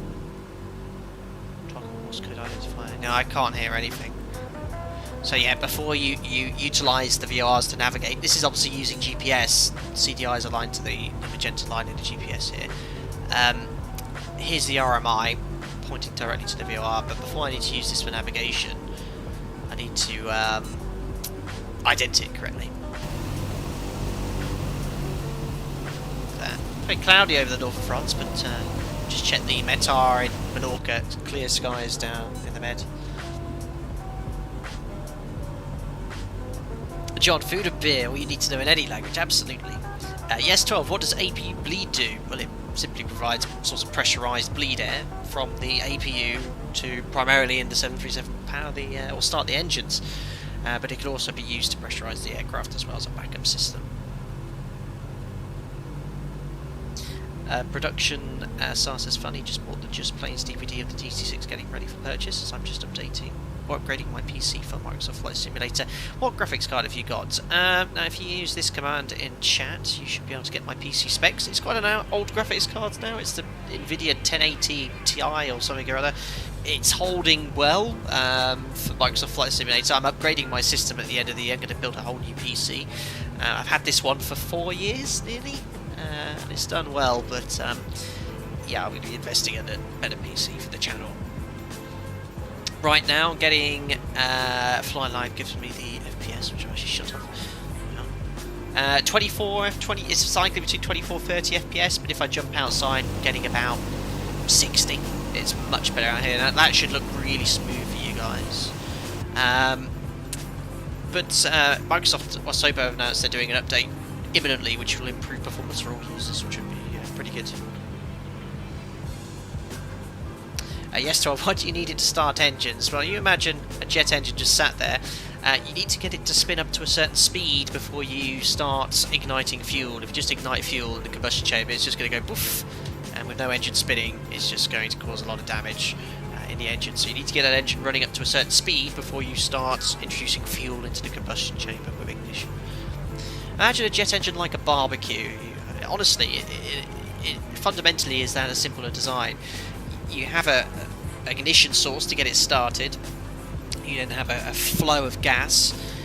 You know, and then when you start it up, it's going. But obviously, if you cut off the fuel, the gas, the barbecue stops there. But you can turn off the ignition once the engine started as well. It'll still keep running too. Third Blues Brothers 32, where did you learn to fly? So initially I did my private pilot's license at a small airport called Fenland, Echo Golf Charlie Lima. Started that in 2006. Prior to that I started gliding nearby to that airfield as well. Once that was done, I started a HPL course, integrated course at Oxford Aviation Academy in 2010, graduated in 2011 and got into my operator about 6 months later, end of 2011 as well, which is where I've been for almost 10 years. 10 years the end of this year is crazy. Thanks for subscribing, Lee Hughes, welcome. How's the sounds, guys? Is it all good? Airplane loud enough? Am I loud enough? Is the music loud enough? I hope you can all hear everything clearly.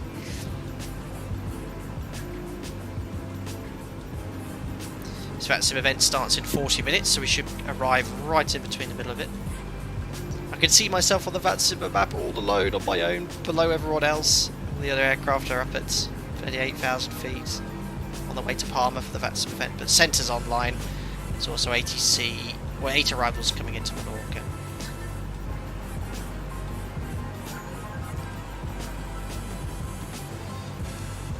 Tim Waters, superb here, thanks buddy, hope you're doing well.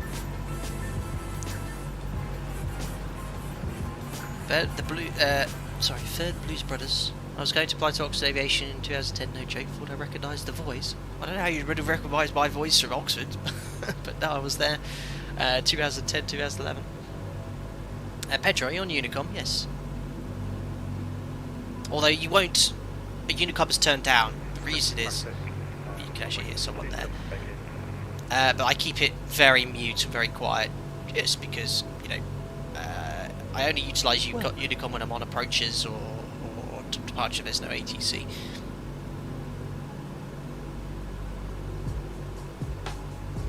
Anyway, we should probably do a time of fuel check at the moment. Let's have a look at where we are. So approaching the Lima Golf Lima VR. In fact, we've already sequenced the next VR, which is Amboise. So let's have a look at our flight plan here. So overhead Lima Golf Lima. You guys should be able to see our flight plan now. So let's do a little bit of a check here. So there we go. So there's Lima Golf Lima. And we were airborne at 15:37 Zulu. So checking the flight plan, Lima Golf Lima. We should have been here 53 minutes after takeoff. We've been airborne now. What's that? 37. Oh, that's hard maths. 22, 57, 23 plus 22 is 45 minutes. So we've been airborne for 45 minutes. The flight plan expects us to be there in 53 minutes. So we've actually saved ourselves a good 8 minutes of flight time there, which is excellent. The profile, the cruise power I have said it's a little bit faster than what we're saying in the flight plan. And it says here we're expecting to be flying a ground speed of 266 knots. Utilise that GPS today. Oh, actually, look, it has 264. It's pretty bang on. So I don't know. Maybe the departure here. Yeah, it's saying look 17 minutes to Goodwood. I don't think it took us 17 minutes to get to Goodwood. I think it was a lot sooner than that. So perhaps they're a little bit conservative to get to that first waypoint here. Fuel-wise, let's have a look here. Again, you can utilise the iPad to get the exact figure. If you go here to Fuel Load Manager, we have 13,600 pounds of fuel. Oh god, kilos 2.2. There's my calculator. 13,000. Dropped it. 13,600 pounds divided by 2.2. So we've got 6.2 tons of fuel. 2.8. Remember, I took loads extra. Let's check the burn though in comparison. Now, I departed with 16,536 pounds, which is 50% capacity, and we have now on board 13,598 pounds. That means I've burnt 2,938 pounds, so divide that by 2.2, so 1,300 kilos I burnt. This is saying 1,200, so I burnt around an extra, what's that, an extra 150 kilos of fuel, about 400 pounds. So as I mentioned earlier, the DC-6, PMDG DC-6 needs to be a little bit more fuel thirsty than the flight plan predicts, but there's not really many limitations with the gross weight here, so I've just packed on loads of fuel. I think I've got enough endurance for about 6 hours of flying. Oh, I didn't want to close that. So yeah, we've got plenty of gas. Don't want to skimp when it comes to fuel on this aircraft. Right, I need to reopen my flight plan now. Sweet. So looking all good.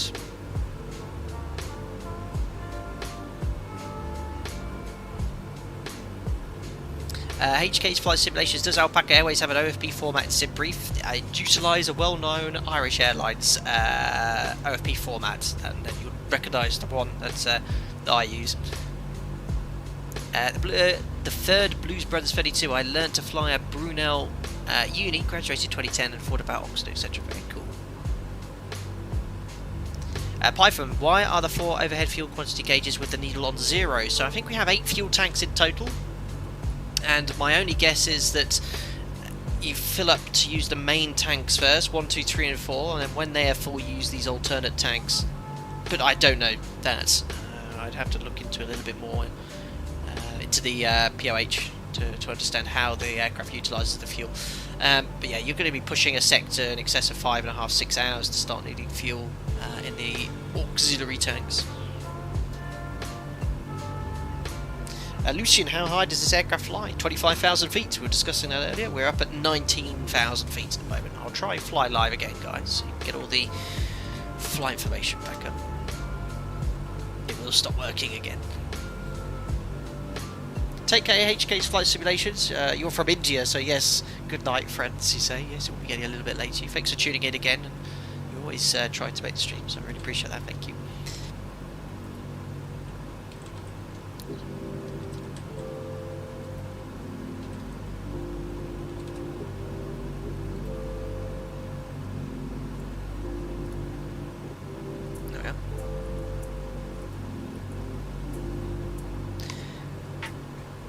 Aristocrat, use alternate tanks in the cruise. So how do you actually? How's the fueling schedule? I mean, do they fill all the tanks up equally, or do they wait until they have full tanks in the main tanks and then fill up the auxiliary tanks? Because when I select 50% in the PMDG's interface, it just fills up the main tanks and leaves no fuel in the alternate tanks, which makes me believe that's perhaps the fueling schedule.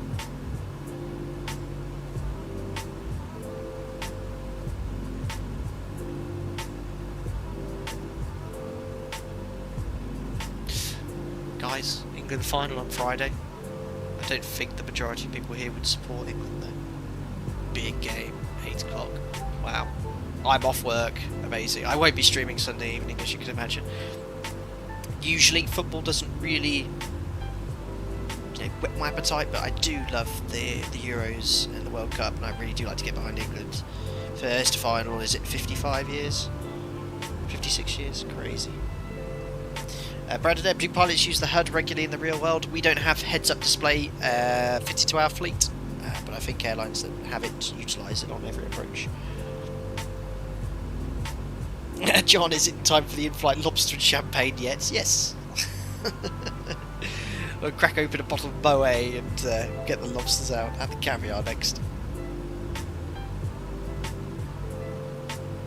Raw, don't get a HHD, get a solid state drive. I think you might be watching the stream about 20 minutes before.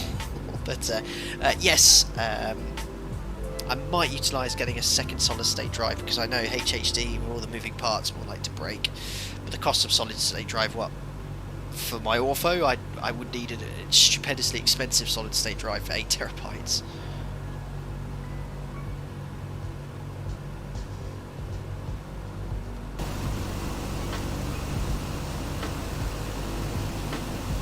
Beautiful. Really growing to like this sim. It looks amazing. So next week I might do some cargo flying in this aircraft, 2 sector day. Old Air Atlantique, based out of Coventry, in the UK. Might do a couple of sectors. The thing is, this aircraft on VATSIM, if it's very busy, is quite a challenge, because in descent you can't really maintain a speed. So if ATC want you to maintain indicated airspeeds, you can't really accept that speed. You sort of just descended this aircraft with a fixed descent power setting. You can make small changes, but quick speed changes are very hard.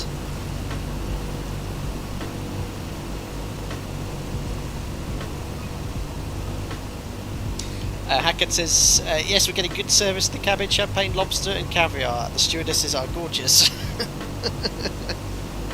Jim handpicked them himself.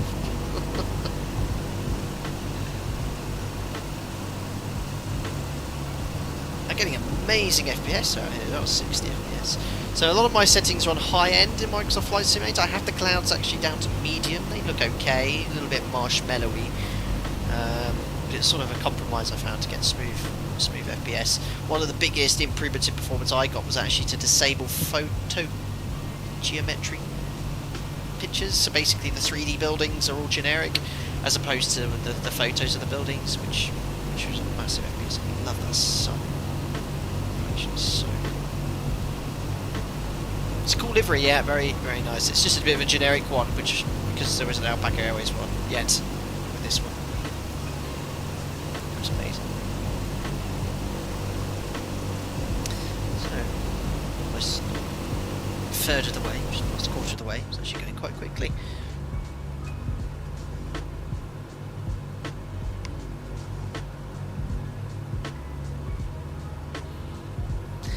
Lauren says, tapas bar on the buffet for Alpaca retro services to Spain, and the finest selection of Spanish reds. Amazing. What is that Spanish red wine I'm thinking of? Rioja, that's what I was thinking of. I can remember when I went to Spain for the first time, and one of my friends came out to stay, and I said, could you get some Rioja for tonight for our meal?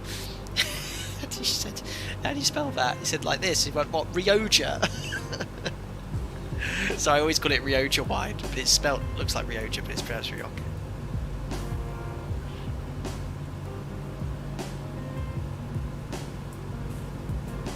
Hi Anthony, PMDG official says to use main tanks on takeoff and landing, with alternate during cruise, as Arista Pratt mentioned.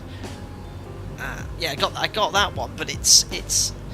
Let's say I've only got £4,000 of fuel on, but well, I mean that's a little bit too little. But say I've only got £6,000 of fuel on. Do I put that on the main tank first, or do they distribute that fuel over all 8 tanks? That's what my sort of question is.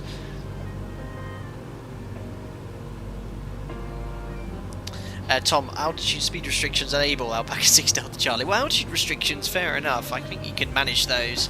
There's a nice rule of thumb given by the guy on the YouTube PMDG tutorial videos, which is, I think, if you descent dial in 1,000 feet per minute doing around 300 knots, it means you're doing 5 nautical miles per 1,000 feet, which is a nice rule of thumb to have. The key thing in this, though, is to be very conservative, because you'll need a level segment, you know, in the TMA, just to bring the speed back below 175 knots, so you can start bringing the flaps out. Bring that in here. Just be conservative. I wouldn't care about CDAs. For example, today I worked out my top descent point and brought it back 20 further miles because I want to have a 3,000 foot level segment, which I'll need for about 15 nautical miles to get the aircraft configured. Aristocrat, the EFB, so I guess you mean the engineer, he will distribute the fuel automatically. Okay, very good. Just on the on here, when you load the fuel, using I see, so you can just basically set whatever you want, of course, but if you set fuel to 50%, I won't do it now, it only puts it in the main tanks, doesn't put any in the alternate tanks.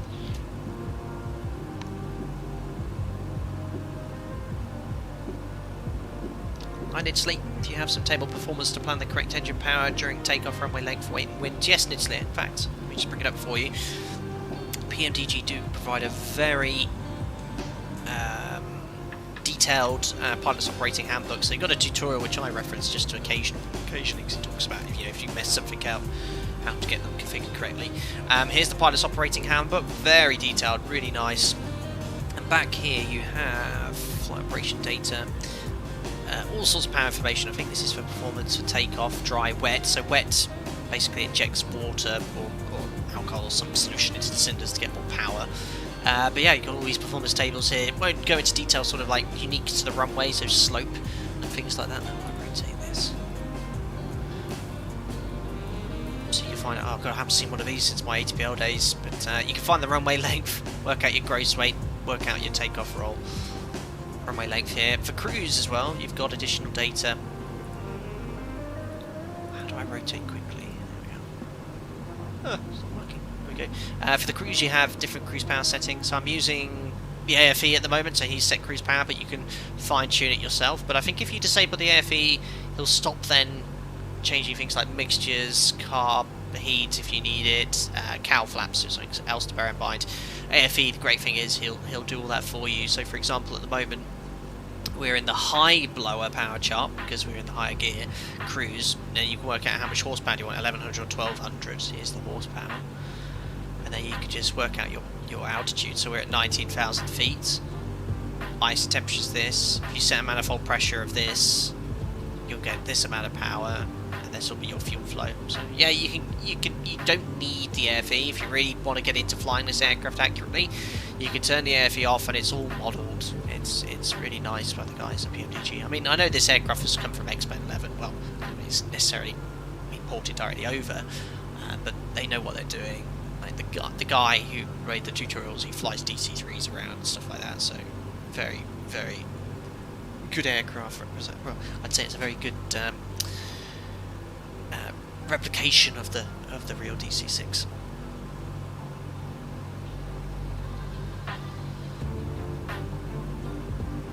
Cuban cigars, very cool. Lauren, there's a $4 Rioja at Trader Joe's. That's actually decent. Became a bit of a go to table wine if I need something for dinner. Very good.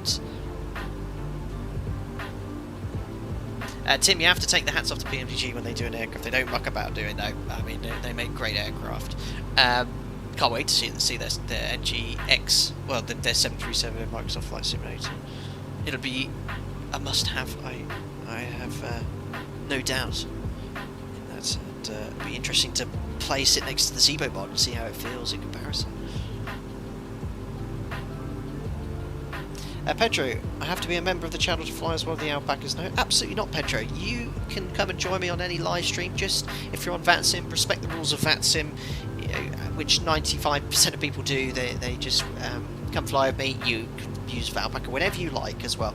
Yes, I do have a membership as well, and one of the perks as a member, you get a monthly members only group flights where we will fly somewhere. The group flight is often more than 50 aircraft, but that takes quite a lot of coordination with VATSIM, because you can't just turn up and expect ATC. So I'll email the respective VATSIM controlling areas, organise it for the group flight.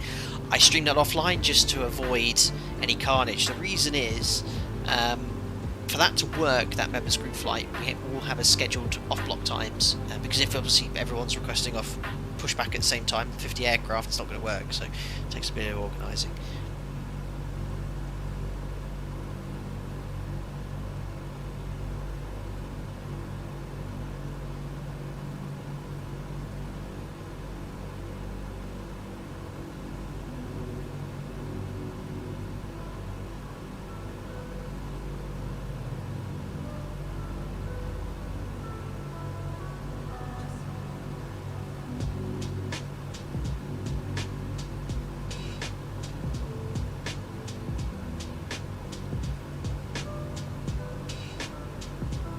I'm just texting my mum, sorry.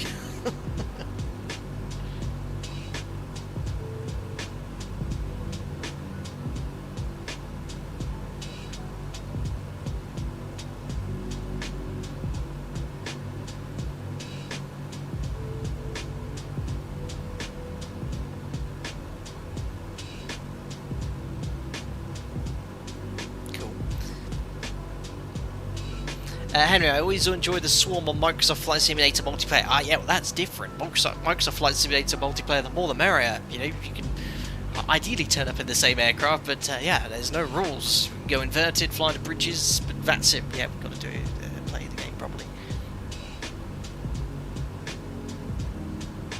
Littoral Games to all the new members. If you're into Sim Racing 2, check out the gaming racing channel on Discord. Alpaca GT Season 2 is about to start. Yes, Mariano. For my Christmas present in December, bought me a steering wheel, G920 Logitech, and I've gotten very addicted to sim racing as well. And a couple of the members organise weekly or fortnightly races. We had a little first season. It was very enjoyable, very competitive. We found out a lot of the members are extremely competitive, and we just started our second season. And Littoral Games Edo is just very fast. I could never keep up with him, that's for sure. Gino, Mother Flight Data Sim, when do we get to meet her? I doubt she'll ever pop in the stream. Doesn't live very close, about 2.5, 3 hours away. Corwin Tipper, where are we? That's an excellent question, one that always ask myself when I fly, really joking. Let's have a look there, jump into the sim. So approaching Amboise in France, 7 miles to go. Did I actually tune the next VOR? I didn't, I'm being very lazy here. So let me just check the operational flight plan. Get the frequency for Amboise, 13.7. And I think this is one of the VORs which doesn't have DME, which they've actually correctly modelled. Oh no, this one does have DME, so 13.7. One of the VORs doesn't have DME, it's just a VOR, and they've actually modelled that in Microsoft Flight Simulator, which is pretty cool.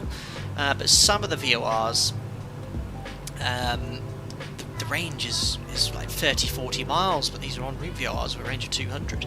But yeah, we're just approaching Amboise in France. Geographically, nearby we have Tours. It's probably the nearest big city or town.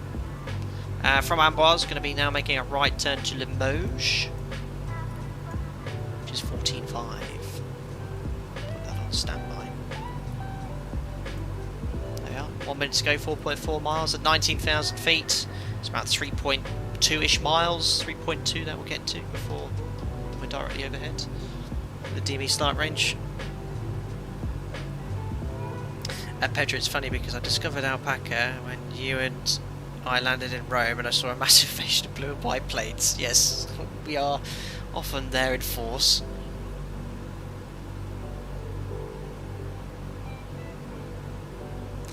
Lauren, I think some of the en route VORs in the sim are accidentally represented as terminal VORs, and that would make sense. Terminal VORs typically have less range, but you know, Navigraph give you quite a lot of detailed information about the nav aids and their charts program. For example, Limoges we're flying into, I think, might be the one where the range is pretty poor. There we are, we're directly overhead VOR now at Amboise, so we're now flying outbound. DME you should see starts increasing 3.2, 3.3. Can't really see it below. Well, sometimes you can see the VOR depicted. It's a bit blurry, the textures around here.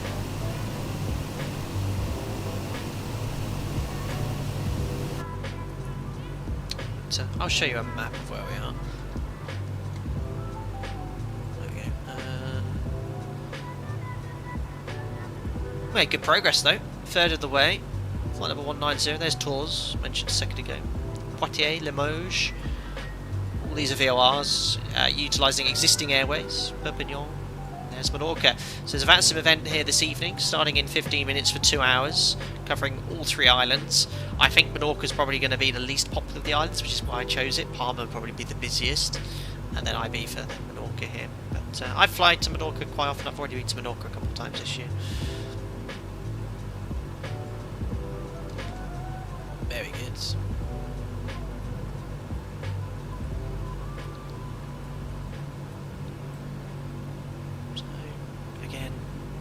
Our beautiful AFE doing everything for us, but you regularly scan and check the instrumentation.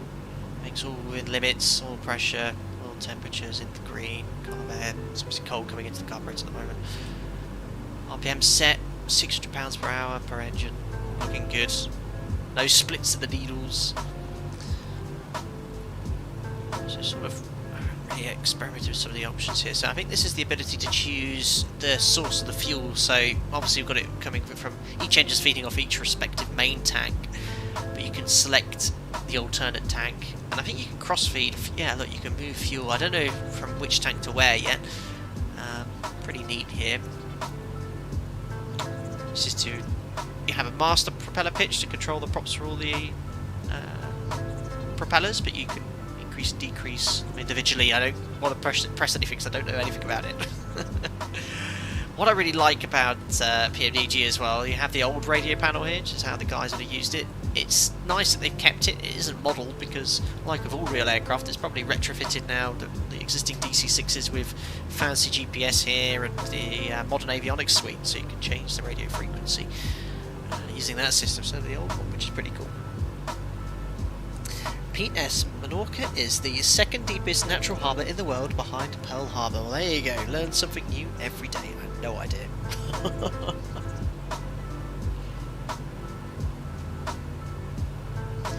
Brandon M, is there any reason after touchdown in which a landing would be aborted with reversers having already been activated? Incursion, maybe? Once reverse thrust has been selected, you are committed to stopping, Brandon M. Once they've been selected, the time it takes to stow the reversers and then have the thrust available to set takeoff thrust, because the other thing as well, the EC would have gone to ground idle, so if you've gone idle, it'll be back at 20% at once. It'll take a long time for the engines, even if you manage to stow them and come up to your takeoff thrust to get thrust set again. You would take 15-20 seconds and you'd have used up 1500 meters, 2000 meters of runway. So yeah, reversers out, you are landing. But prior to that, you can execute missed approach at any point, even after touchdown. That's what's called a balked landing or rejected landing. Remember, the crossfeed is actually a simple system, well thought out. The guys that designed these aircraft knew exactly what they were doing. But, yeah, we'll perhaps look at that in the future. Hello, Jack. He's just come in to cause trouble. He's actually pushing me so hard, my chair's moving backwards. Hi. Jack. Hello. Yeah, okay. He has a habit of coming into the stream an hour and a half, 2 hours into the stream, because he just wants a little bit of attention. Okay, okay. He keeps jumping up here and get down. I'm sure you guys would like to see a picture of him. Why, guys, would you like me to take a picture of him right now and put it on Instagram on my story? I'm more than happy to do that. I'm going to sit down, do a smile, so everyone can see you. You can see all the notes. Nice stream. Jack.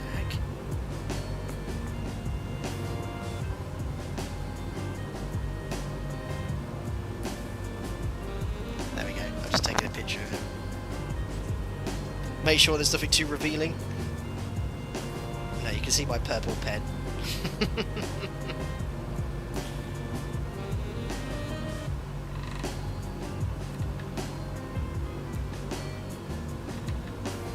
Oh. I have to take another picture because his name tag's there and it has my mobile number on it. I really wouldn't want any of you having my mobile number. Oh, he's now gone. He's coming.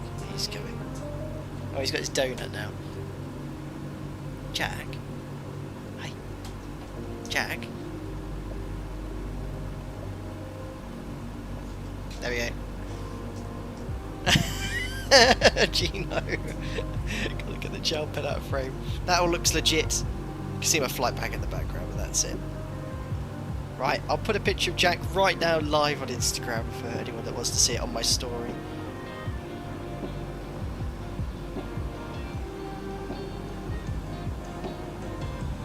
Some of you I've never seen him before.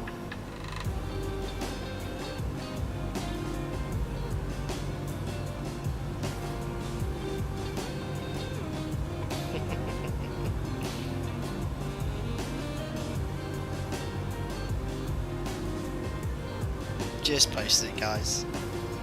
Never work with children and animals. Make sure he signs the release for paw print and Brandon. Brilliant. Ah, dear. Right. So, routing direct to Limoges now. 14.5 at active. So you can see here, look, Limoges 14.5 I've tuned, but it's not picked it up, and we are only 66 miles from Limoges. Limoges is on route POR, and you can pick that up, I'll tell you, 150 miles away, no problem. So that's one of the limitations, and it's why I'm utilising GPS for this sector. We can still fly outbound from our previous waypoint, Amboise. So Amboise here. So tracking outbound on the tail of the needle. But it would get to a point where we need to navigate via Limoges using the VOR. But I think on the test sector came in around 30-40 miles. It's pretty far away there. Cool. Right, guys, I'm going to utilise this opportunity whilst we're on Unicom to have a quick break, stretch my legs for about 5-6 minutes. We'll be soon approaching the halfway point. And we'll come back, we'll continue the story. We'll start talking about how we're going to get into Menorca as well. It could be very interesting. Potentially a DMER, which I hope don't know if I ever get vectors. Otherwise I'm going to make a fool of myself. But no, I've been practicing my DMER because we did a stream about a couple of months ago in the PA44 Seminole, and actually we did a really nice DMER using the CDI, which worked out quite well. It'll be easier with an RMI and DME mind. So yeah, guys. Anyway, I'll be back in about 5-10 minutes or so. Hope you enjoy the stream. As ever, big thumbs up on the video would be very grateful. Helps out the channel a lot, and I'll see you all very shortly. I'll put you in a lovely external view.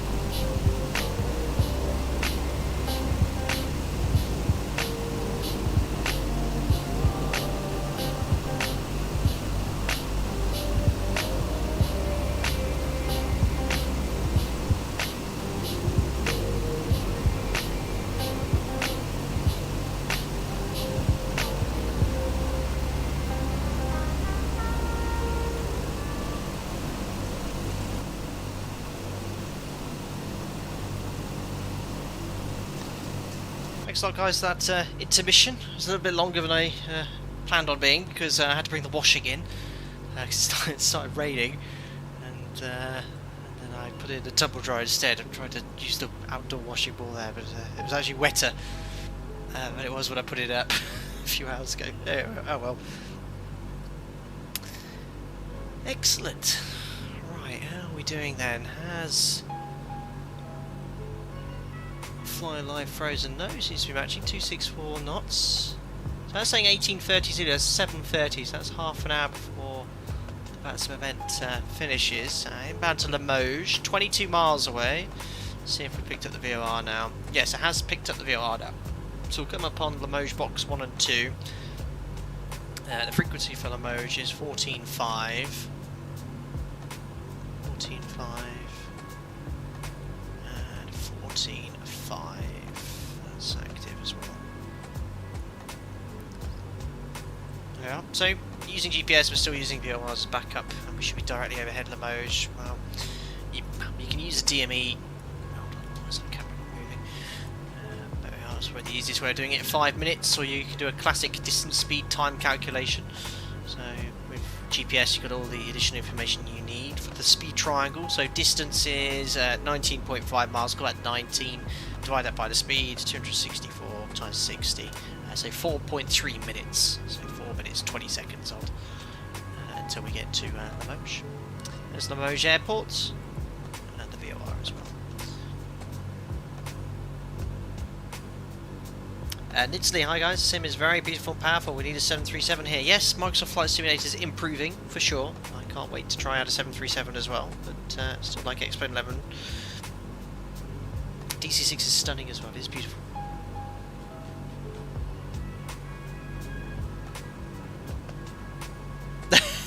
Henry, I saw that. Robbie Pierce, your Jack is a splitting image of our Maggie, who we sadly lost to cancer last year. Give him a head scratch from me. Oh, Robbie, very sorry to hear that, buddy. It's like a beautiful dog. But yeah, Jacks are...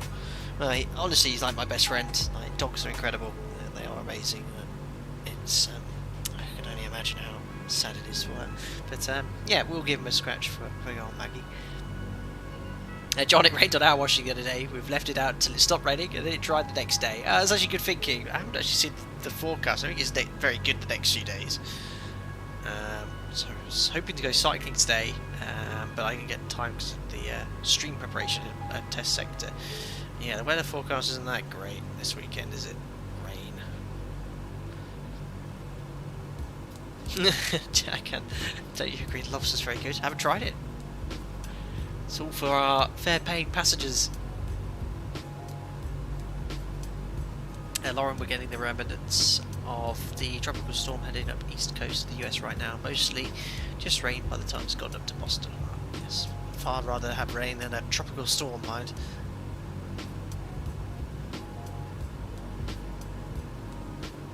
Astro Captain, I think there's another workaround for VORs not being picked up. Apparently switching the GPS between VLOC and CDI can help. Not something I've tested though. Well, what we'll do then, we're about to fly directly overhead LEMH. When that goes out of range, which you can tell because the RMI needle goes horizontal and you'll lose DME, we'll try it. We'll flick on VLOC and then go back to, go to VLOC, GPS back to VLOC to see if it picks it up. But yeah, that's something hopefully they'll fix soon. That and the little 18,000 feet QNH issue.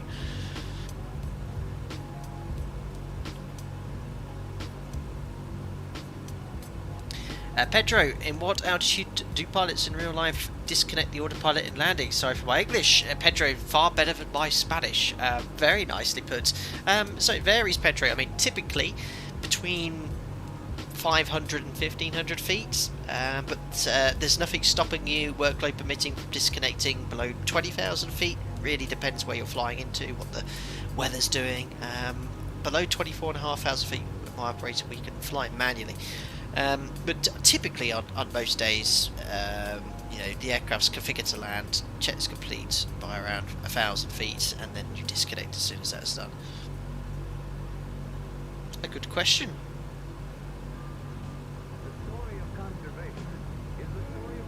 Chronic, yep, double tapping is how you pick up the ILS2. Ah, so it is a bit of a quirk then, a bit of a way of getting around the bug. It's like in real life, just keep smashing the gauge, tapping it until it starts working again. Gino got a weather update. Weather forecast on Sunday says coming home. Very good.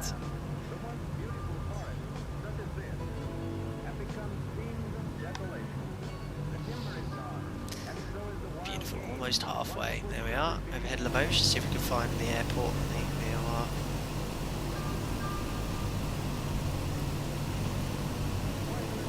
A bit cloudy, but it's getting less cloudy the further south we go.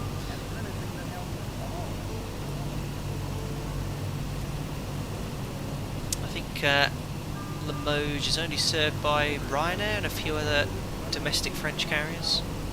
Not sure. It's down there somewhere. Can you see? Love that view. So nice.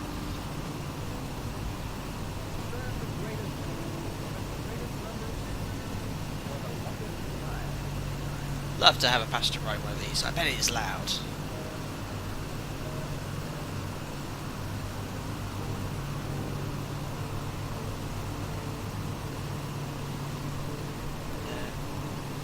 There's a turn over there, the VOR.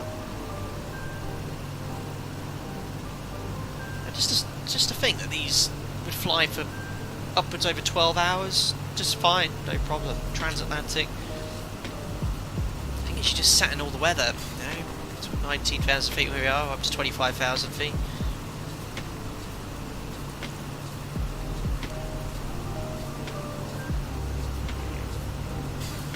Flight sim's come a long way, guys.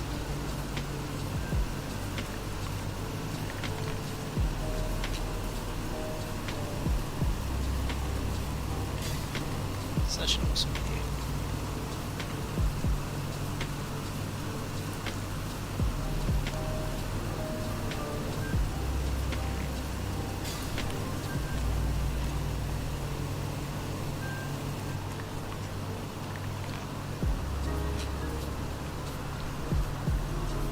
Beautiful.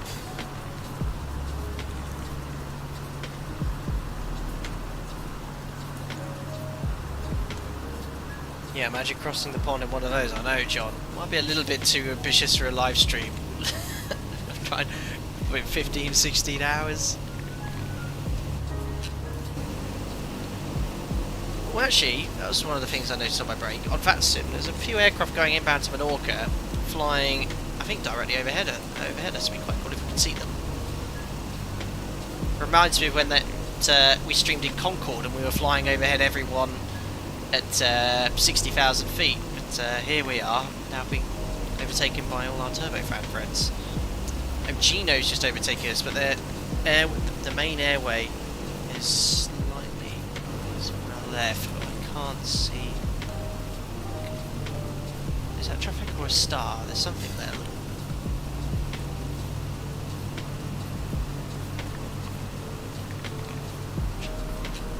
See, I can't see anyone. There's something there, but I have to zoom in.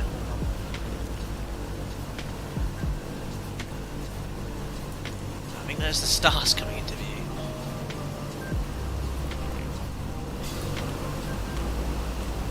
I've forgotten the Xbox, there's loads of buttons to control there. Oh, no, what have I done? Anyway, I'm about to reset that. Oh, no, that's paused, don't do that. Booted me off VATSIM, there we go. Yeah, I found out what that button does then. Try and keep an eye out on some traffic then. Gino, Alpaca... oh yeah, I can see it on the VATSIM map. Alpaca Echo 1 India 0. God, I feel sorry for her. The VATSIM controller has to read that one.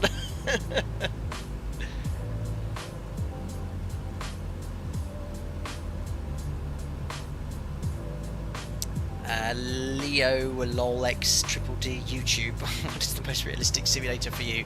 That old chestnut. I still utilise X-Plane 11 as my main sim because I fly the 737, and the Zebo mod is probably out of that. The PMDG, the Zebo handles a little bit better because it utilises the plane nebula theory and lambda research is made. But when I went from flying the PMDG NGX to trying the Zebo mod for the first time, and I mean an early a Zebo mod version over 2 years ago now, maybe longer than that now. God, I lose track of time. I was immediately impressed by how it felt. So yeah, I really like that. I'm excited to see what X-Men 11 brings with their next sim. If it'll be an X-Men 11-12, they seem to be upgrading the lighting and things, you know, how it looks. Because obviously Microsoft Flight Simulator wins the how things look card. But the great thing is that the Sobo and the team behind it are constantly pumping out updates to improve the sim. So if you look at release to it now, I think it has been a general improvement. There have been some sort of times where performance got worse, but yeah, I really am excited to see how this sim develops and see what aircraft's available. Maybe in 5 years' time or even next year we fly this more than X-Plane, but I still plan to use X-Plane. Adzi, did Zebo approach you or did you approach Zebo? So someone in the forum messaged me who was quite an avid Zebo fan, saying you should try this Zebo mod out. Never even heard of it. It's in X-Plane 11. So I've never used X-Plane in my life, but I'll give it a try. I installed it and I was within an hour. I was like, wow, that's really, really quite something. You know, it feels great. And then Zebo, I don't know how it worked, but someone involved in the team in Zebo messaged me saying, would you like to join our private Discord? I'd love to hear your feedback and any inputs, and I did. So Zebo runs a very, very small Discord server, private Discord server. There's only 6 of us in it, and that's only a small part of the team, so I can talk to Zebo directly via that way. But Zebo also has other real pilots who email him directly or contact him. There's a whole other thing which I don't even get involved with, where people provide feedback as well. I just talk to Zebo directly if perhaps there's been an update or something doesn't feel right. But yeah, wow, 3 years ago I think that was now I've been flying the mod. I forget how old the channel is sometimes. It'll be 5 years old next year. Well, no, is it 5? I don't even know. Yeah, it's 4 years old now. Yeah, it was 2017 I started it, January 2017. So 4.5 years old Flight Deck Sim is now. Actually, does he ever say in your excuses? He often points out things that I don't even know. His technical knowledge of the aircraft is incredible. Really delves deep into it. Very impressed. He really wants or appreciates sort of like the real world input. So, you know, what does it do when you push this? And what if you don't push that? And some of the things he asks me, I don't even know, because there's not a situation in which we would say do that. For example, I'm trying to think of an example here. I don't know, if you were to usually FMC quirks or something, if you were to press this button and then erase it or something, what would it do? Well, it's not a situation we'd ever utilise that, so just trying to find that information could be a bit difficult. Pete needs to get 100,000 subscribers for the 5th birthday. That's a tall ask. What I found on the channel is we sort of had good growth, and then Microsoft Flight Simulator, when that was released, obviously because I got an early access copy, a huge spike, and ever since then there's been a little bit of attrition, because a lot of those people just joined for the sake of it, just because they saw Microsoft Flight Simulator. The growth's been constant. I still have the same amount of people subscribing, but ever since Microsoft Flight Simulator was released, more people unsubscribe, and it's a mixture of actually a lot of channels get closed down from YouTube for whatever reason.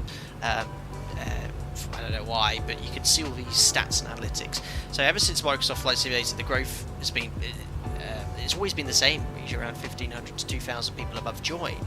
But ever since Microsoft Flight Simulator, a high number leave as well. It's a shame, but can't interest them.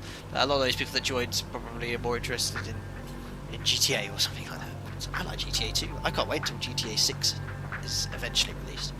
Rockstar have been very quiet, haven't they? But they always are.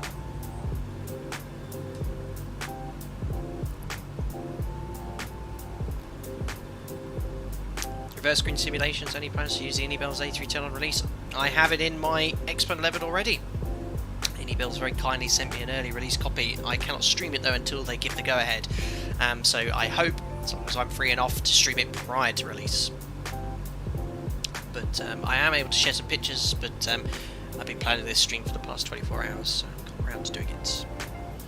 Coin Tipper trying to get the METAR there. I think Andy's giving you the correct format there. So yeah, exclamation mark METAR, then space, then the 4-letter ICAO code. And you can see in Menorca, winds from the east there, so we can expect runway 01 and varying between 030 and 110. Clear skies, 26 degrees, QNH 1020. And you can see Microsoft Flight Simulator's real weather has actually improved recently. You can see as we go further south, it's clearing up beautifully.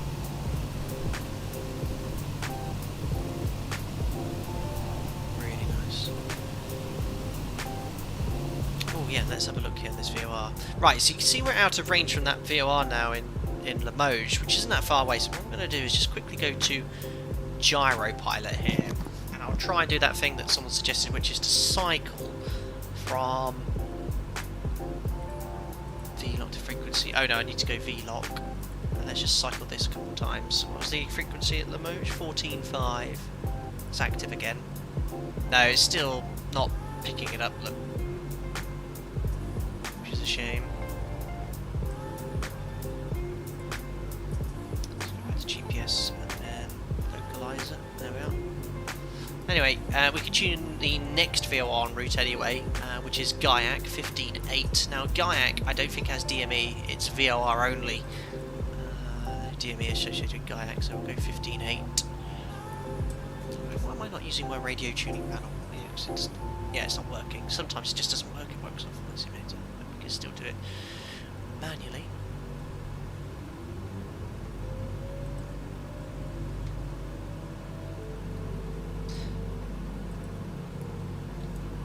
Even GAIAC at 15.8 is not coming up. We're only 66 miles away. I mean, 66 miles away. GAIAC's not en route VOR. You should be able to pick that up easily by now.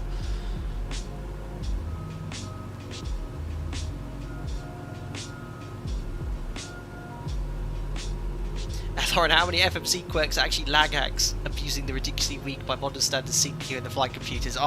One of the things that a lot of you guys probably won't realise and take for granted in, say, the Zebra mod or PMDG is, yes, the FMC in real life can lag quite a bit. Another thing that can lag, imagine the EFIS panel here. If you change the range on the EFIS panel, say from 20 to 30 to 40 miles, sometimes it can take 8, 9, 10 seconds to actually update on the ND. Then you get range disagree messages coming up on the ND. It's just an old aircraft. Now the MAX, I think, has rectified that by either putting in a CPU that is still by modern standards completely outdated, but far better than the one in the original NG. But yeah, that's just a quirk with the NG there.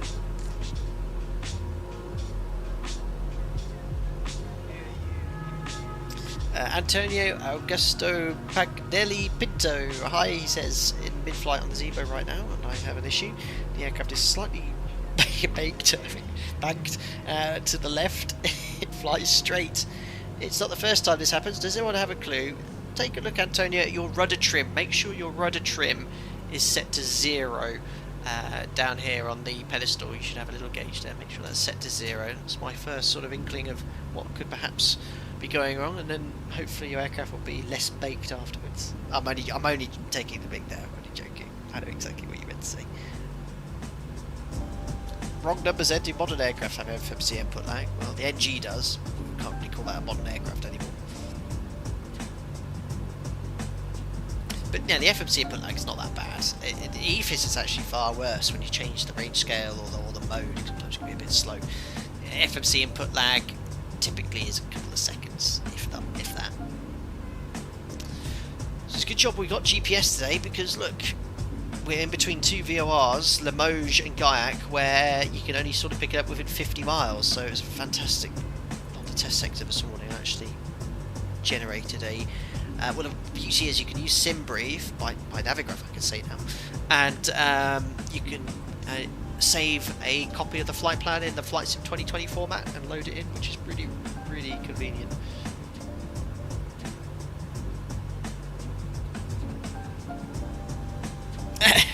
Angie, you only joined because you got to talk to Tim Waters, but I didn't give me a big head. Love it. Achievement Harmon LP. Another comment in regards to the baking of the aircraft. Love it.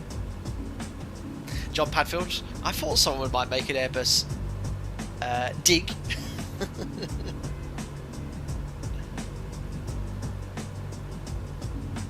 Laravel 320 knows have the same thing as the Max, then better than the original CPUs, but still nowhere near what we have in our phones even. Yeah, I mean I've been in the Max sim, and you could already tell, because even the level D NG sims have that lag sometimes, but in the Max everything was very quick. So again, that's beyond the scopes of any FCOM manual. They don't tell us those sort of things.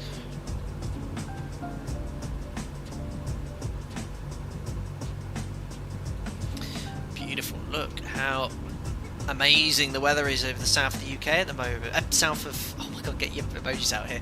Let me start again. Look how amazing the weather is over the middle and south of France. We've got the Pyrenees in the distance. See the mountain range coming in here? It is just like flying right now to the south of France. You see this between... the Pyrenees coming into view, and then obviously over the Bay of Biscay, the further right you go this way.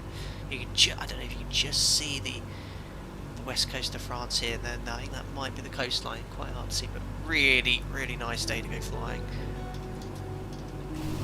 Look at that. Yeah, thanks guys. Yeah, well done.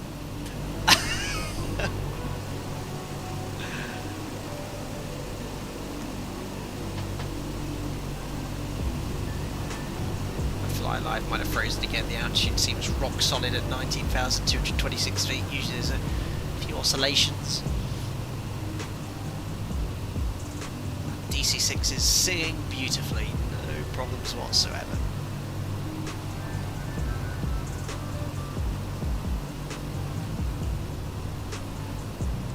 Can't see anyone flying above.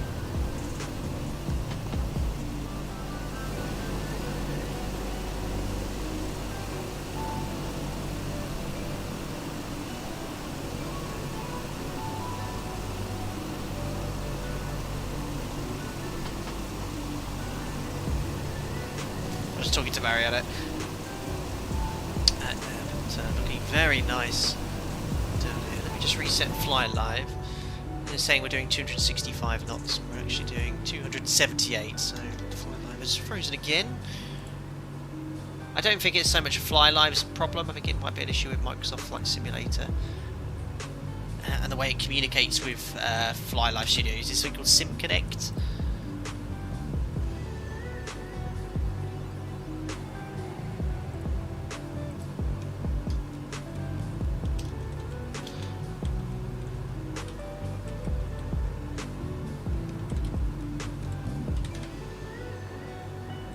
There we are. You can see how I always can tell it's updated, because if you look up here where the mouse is, look, you see how the altitude is constantly changing. As it would do, as it just moves up and down in some slight turbulence. Changes in the atmospheric conditions. Won't be too long until we get some ATC.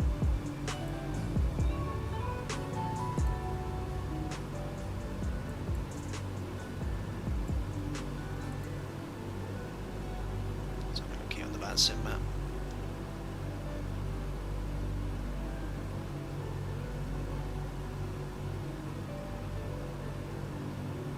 Commander Jen over, and you can always count on us. Ah, yes. There's quite a long line of traffic going into Menorca now, coming in on VATSIM. Much higher than I am. Alpaca 9 Alpha Kilo, I recognise that. That's Andy's, Andy M71's call sign. Yeah, we'll try and spot some of this traffic later. 50, 40, 30, Tim Fraser. 20, 10. Thanks again, Tim. Thanks to the 5 of me. Still not bought MSFS 2020. Grimacing face. Grimacing face. Thanks to the ×2 grimacing faces, Tim Fraser. Very kind of you. Appreciate it. Thanks to the 5, buddy. You need to look into it. I know you're not a fan and you love X-Plane 11, but it is improving quite a bit. And great for the GA stuff, and for the DC-6. Love this DC-6 here. Yeah, I'm going to do some more streams in it, but I'm still obviously utilise ZebraMod. We've got the A310 coming up as well, so I'll do a couple of streams in the A310 as well. But yeah, do bear with me on X-Plane 11. I will of course stream it, but I don't have the Ortho installed at the moment, because obviously, as I was mentioning here, my Ortho hard drive died but I can still use True Earth. I can temporarily install it on my hard drive. It's just the space. I'm a bit limited on my main drive now, space. I freed up quite a bit yesterday. Thank you very much, Tim. GPC guy, you could have used that £5 towards Microsoft Flight Simulator. Good point, GPC guy. Tim, that's actually, you know, the amount you donate, you could have easily bought a copy of Microsoft Flight Simulator. So my recommendation is, was one of my longest members of the channel, is I'd kindly just ask you just to always stay as a member. No need to ever donate, and get yourself a copy and see what you think. I am watching you, 75. Thank you. How long is this flight longer compared to the flight the 737-8320? Well, I'm not looked at SimBrief and generating flight plan between Southampton and Jack. Calm down. Between Menorca and Southampton, but I should think it'll be an hour 45, 2 hours or so. This is 3 hours, so yeah, an hour and a half longer in this aircraft. Jack, calm down. Get out of here. Come on, come on. 2 tons, I'll use zoom level 16 now, because I found out after utilising zoom level 17 that it does take a bit of performance hit as that data's been sucked out of the hard drive and streamed in. So yeah, zoom level 16, but I'll probably, I don't know, 17 around airports, 16 close to the ground doesn't look too great near the airports. So 16, I don't know, I think I'll just go 16. I mean, how often do I spend 3,000 feet in the 737 below that height for about a minute each stream? So I might just ignore it and just go for zoom level 16 everywhere. Andy, flight time at Heathrow is 1 hour 54. So yeah, probably from Southampton 1 hour 45. Probably even that 1 hour 50. So yeah, you know, only an hour and a bit time difference really. An hour and a bit longer in this aircraft. John, was Jack courting your leg? He was just headbutting me, looking for scratches. He's gone now because I told him to go. It's because Mariana just went and nipped out, and so he needs attention, so he's got to be instead. What was that bang? Is that Jack hammering some wood? That was his tail whacking against the desk. Robbie, zoom level 16. I use Bing. I've always used Bing for my maps, for ortho.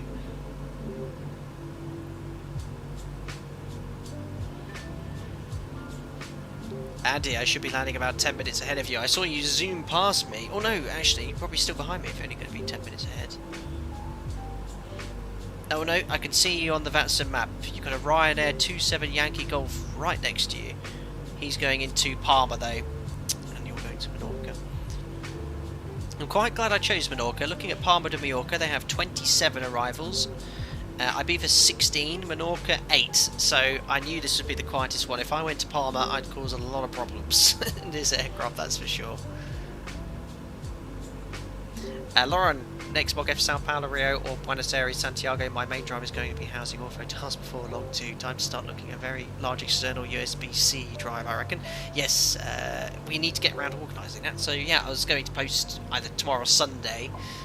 We'll start discussing where we'd like to go on that one, but yeah, South America was discussed. We'll be definitely going there, but if we get something planned and decided by Sunday, I can drop off those emails to respective VATSIM areas to get the agency organised. It'll be for you because you're, you say Boston, you're East Coast US, so we'll stream Europe evening time, so 8 PM or something. Ideally on the, oh no, Saturday will be the Alpaca race, so probably on the Sunday. I'm not working on that Sunday, so it should be fine.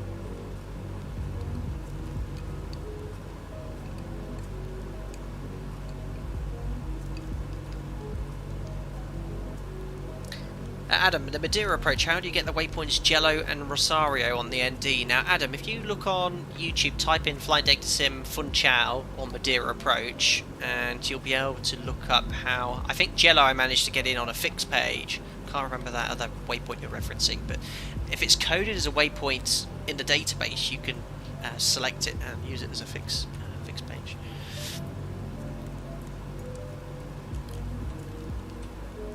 Look. Approaching Gaiac now. So remember, Gaiac is just a VOR, no DME. So if we go over to N1, you've got no information here about distance or time because it's only a VOR. So it's very hard to work out when you'll be directly overhead. I know I'm directly overhead because I'm using GPS. You'll see the needle gets very sensitive. We're only 6 miles away, and that's where useful times coming in. So if you're flying just old school, you'll have a rough time. ETA wise, you'll be overhead the beacon.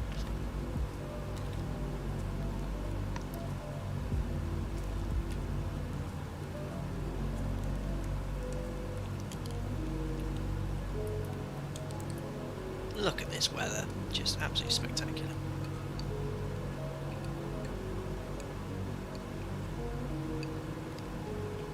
Should have some more traffic going overhead again. That'll be Andy in 9 Alpha Kilo in that Ryanair aircraft going to Parma. Apparently there's a Swissair going directly across and over us. I can't see. I can just see stars. I can't see any other aircraft. Someone crossing from right to left above us.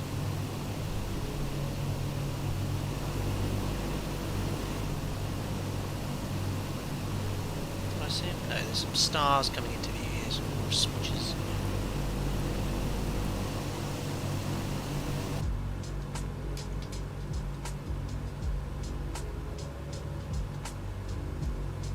Superb.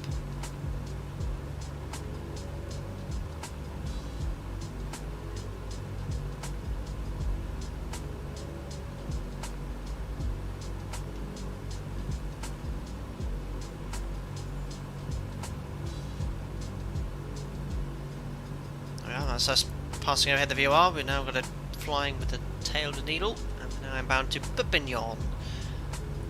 There's the turn. Perpignan on the southeast coast of France. The VOR frequency we need for Perpignan is 1625. We'll be over the Mediterranean. You can see the coastline coming into view now. Beautiful.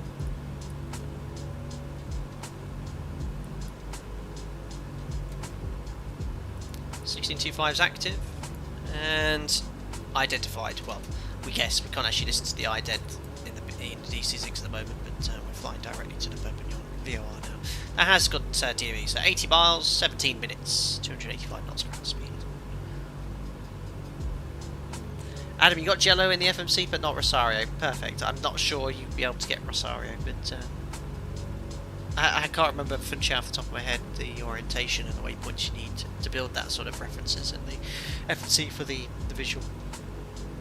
Gino got a contact me message from ATC. Good luck landing this thing. Time to focus now. Take care, Gino. Thanks for joining me in, flying directly overhead in the 737. Someone did join in the DC-6, but was a little bit late getting away. We just left. We heard him in the Buffalo call sign. I can see him actually. He's only at 13,000 feet in Buffalo 105 Mike. I'm up at 19,000. Aleski says greetings from hot Finland to everyone. Good evening to you, sir. Guessing it's hot in Finland.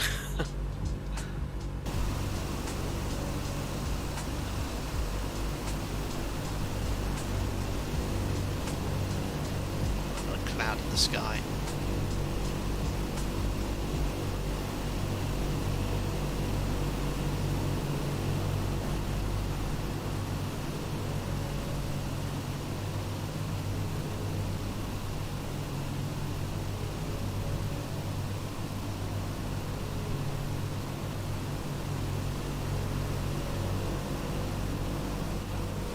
These are my sort of flying conditions.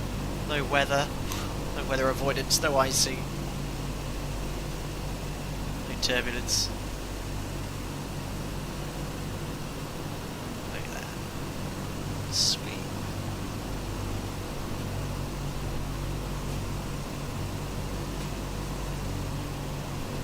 Stefan, I'm lagging behind, but it gave me a chance to see how you got on. I'm sorry you couldn't get a little bit closer, Stefan. I did hear you requesting push a start from Southampton, but I think we were already airborne at that time.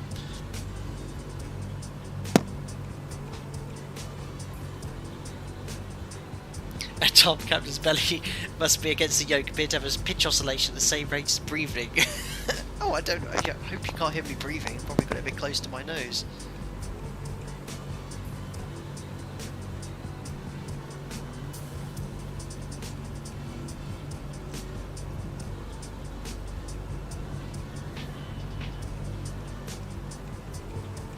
Awesome.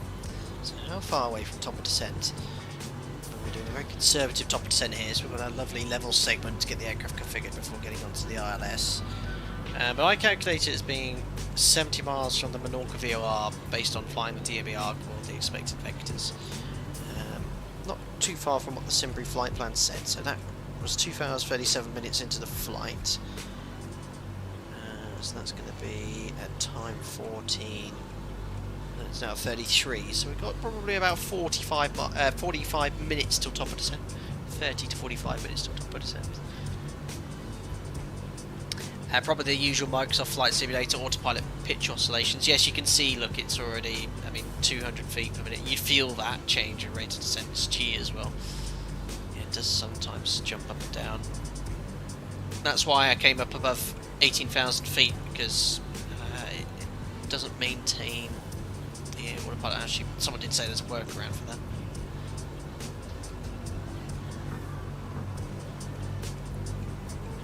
I love the top of this glare shield.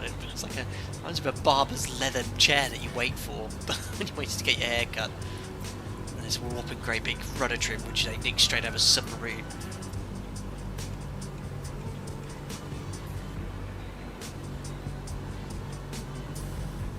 Andy, you're just passing over the right hand side now. Let's see if we can see you. I'm not seeing anyone en route here.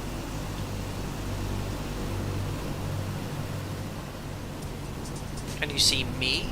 Out of curiosity. Yeah, very close actually. Let's see if I can zoom in.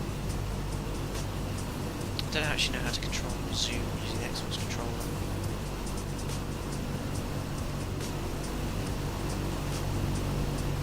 Directly abeam now, so you should be there. I know what I can possibly do if I whack at the drone speed here. I can temporarily leave myself. Don't know if that'll kill the sim. Where am I now? Oh, look, can you see me there? Look, I'm just here. Go a little bit higher. We've got to be up at 25,000 feet or so now. Where are you? I can't see you, Andy.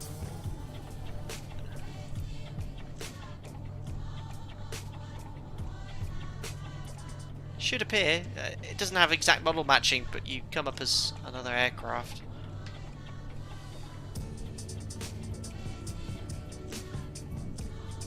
Oh, I'm sorry. Whoa, rip in peace.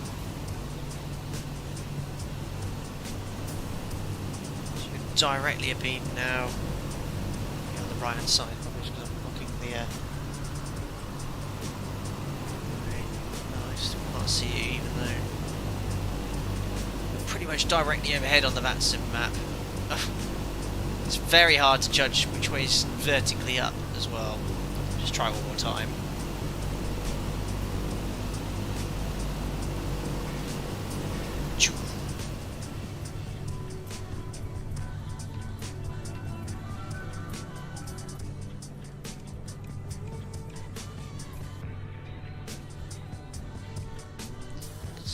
Still just there.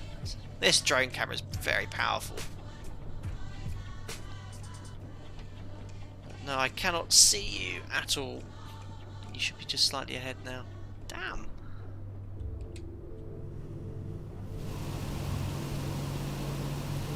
Oh, that's a shame.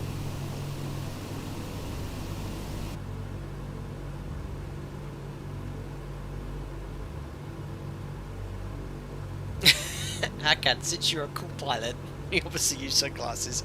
What time do you use Ray-Ban Classic Pilot or Aviator? I do have some Ray-Bans, but I wear glasses, so I wear contact lenses as well. Very rarely wear contact lenses at work though, because the atmosphere is very dry in the cockpit. So if you're doing an 8-hour plus day, you know, I suffer from dry eyes as it is, but it begins to really, irritate my eyes. So I don't wear. I wear glasses, so I don't wear sunglasses at work. James Rowan, hello. Can you not show aircraft labels? I don't think you can in Microsoft Flight Simulator for VATSIM aircraft. You can on the Microsoft Flight Simulator's multiplayer forum show labels, but I don't think they come up on V-Pilot. K-Plane says, hello Flydeck, I like the video, appreciate it, thank you.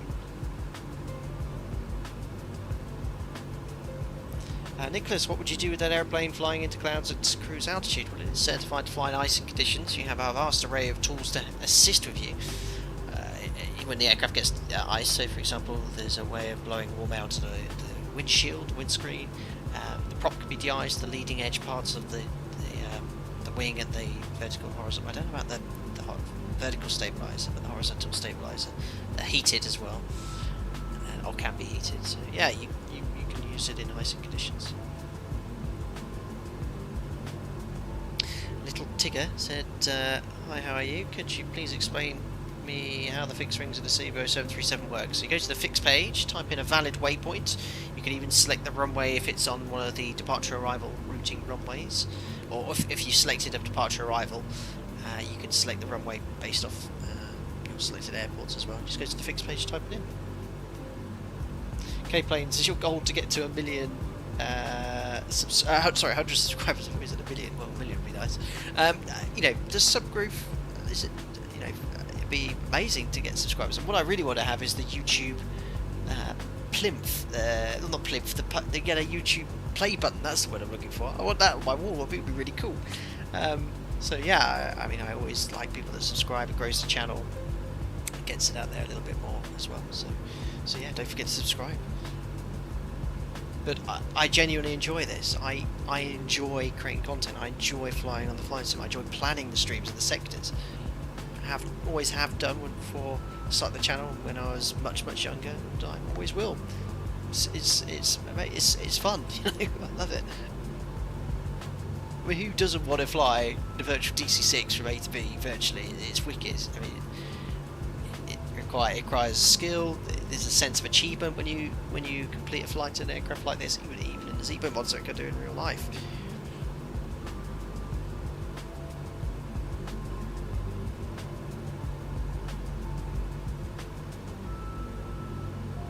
Robbie, how many layers does the 737 cockpit have in real life? Does it feel warm to the touch or cold? It's an interesting question.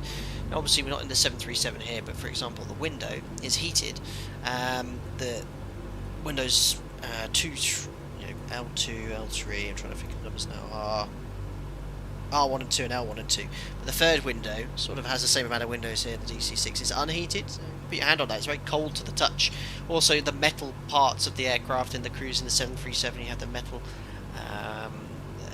parts there, which are connected to the fuselage directly, are very cold to touch as well.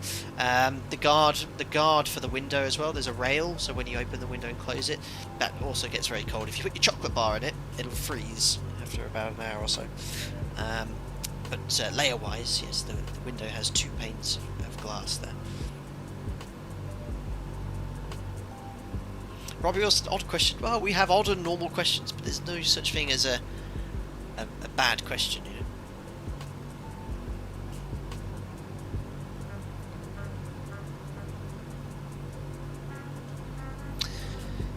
Anyway, Perpignan is 6 minutes away. There is the coastline of southeast France. They are crossed over the entirety of France in just over 2 hours. Daniel, interesting. Thanks. Oh my god. 1 step away from being hit by a bomb. That's just about acceptable. Salah, like the graphics, kindly share your PC specifications. Exclamation bar PC in chat as we swiftly check in with VATSIM. We have Barcelona Centre asking to be contacted.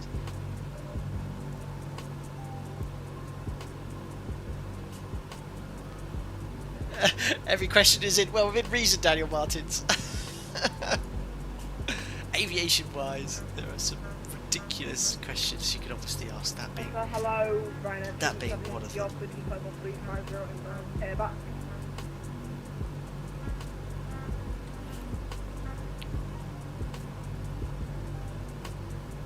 WorkSafe, what is the best source of 737 training for new flight simmers? The Zebra mod for Expert 11, the PMDG NGX for Prepared is also excellent as well. 1116, buenas, radar contact. Level 370, Lunik 2 Papa for 24 left. Lunik 2 Papa 24 left, Viking 1116. Alpaca Echo 1 India 0, continue descent, flight level 210. Sounds like going to Spain in real life.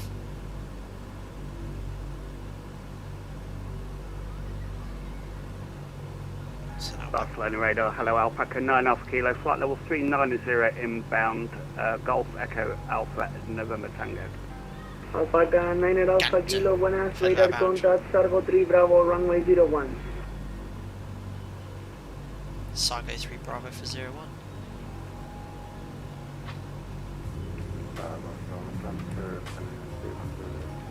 He's very quiet.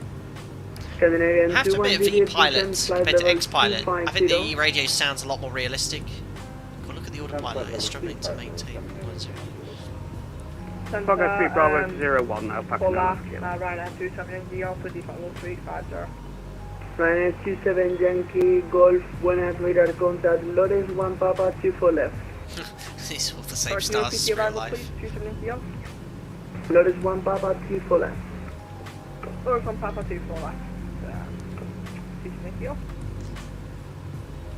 Barcelona, Buenos Tardes, Alpaca 6 Delta Charlie, maintaining flight level 190, inbound to Perpignan.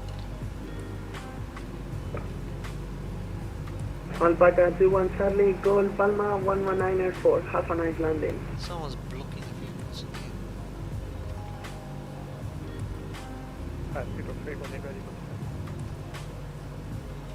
Fibet 2818, descent flight level 350. Great thing about this aircraft, having to just take your time, so slow. There's Scandinavian Perpignan 21 Airport straight Juliet ahead. Golf Palma 11904.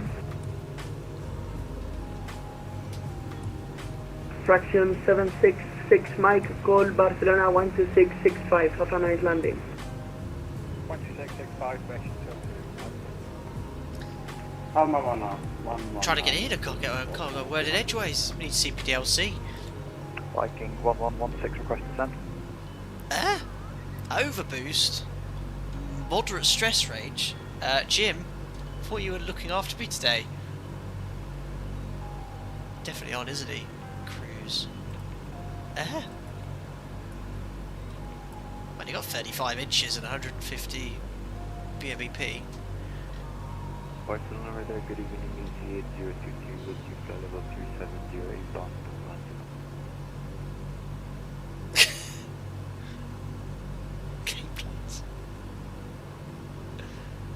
I'm trying to get away in, but people are checking in before me and then the controller's not responding to them.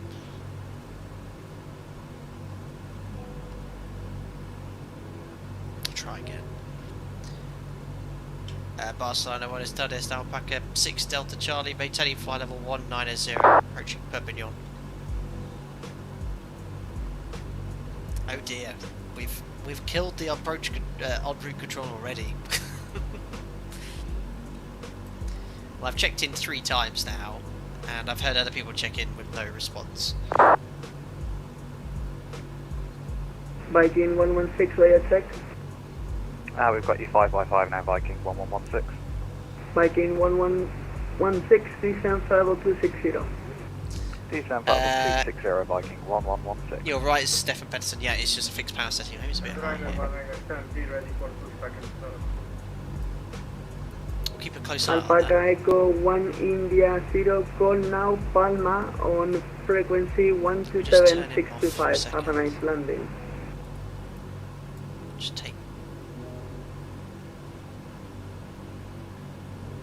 taking a little bit of reduction of manifold pressure. Alpaca It's gone green Echo now. 1 So India at what 0, point does that go I say yellow? again, Let me just descent increase the level power slowly. 210, call Palma 127625. It's gone yellow. Look, oh look, it's gone yellow at the moderate stress range at about 155 BMEP. So just bring that back. There you go, 150 BMEP is green. Let's just try and back on again. So it's probably setting too high a power setting with blowing high. Yeah, look, it's only around 150 BMEP. EC803 Barcelona, muy buenas. Okay. Corda 3 Victor, runway A 06. tad high. Right, I'll try and check in for the 4th time. Barcelona radar for the 1067, flight level 30. Anyway, there's Perpignan gone. We're now inbound to Block. Bravo Golf Romeo. 8892 pass through Cruise checks are complete. Thanks, Jim. This controller is being a little bit slow. There's people checking in, and then I'll just try for the... Is it the 5th time I've tried to check in? Barcelona, we run as Alpaca 6 Delta Charlie, maintaining flight level 190, inbound to Baguette. Okay, EC8023, did you read back the Gorda 3 Victor 406? Gorda 3 Victor for runway 06, EGHI 023, Thank you. Volotea 637, muy buenas, Squawk 6232.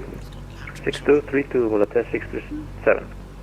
Speedbird 2818, further instructions with Palma 127625. Have a nice landing. Astro, I remember something about how in high blower and lean you should avoid BMOP less than 150. Viking It's 1116, continue between descent, amber green, level it's holding 250. 150. And auto. continue descent to flight level 250, Viking 1116. Okay, what's the station saying that he called me 5 times? I didn't say that to you directly. It's Alpaca 6 Charlie Alpha. Alpaca 6 Charlie Alpha. Sorry, but I don't have in my scope. Could you say your 6 position, Charlie please? Delta. Who's got an Alpaca 6 Charlie Delta call Centre, sign? it's Alpaca 6 Delta Charlie. Why are you saying my call sign for me? Alpaca 6 Delta Charlie. Buenas, radar contact. Sargo 3 Bravo, runway 01. What? So sorry, I think someone's just messing around because I'm Alpaca 6 Delta Charlie. I'm maintaining flight level 190. Who's doing that? Why is someone taking my call sign? Like, why are you doing that, idiot?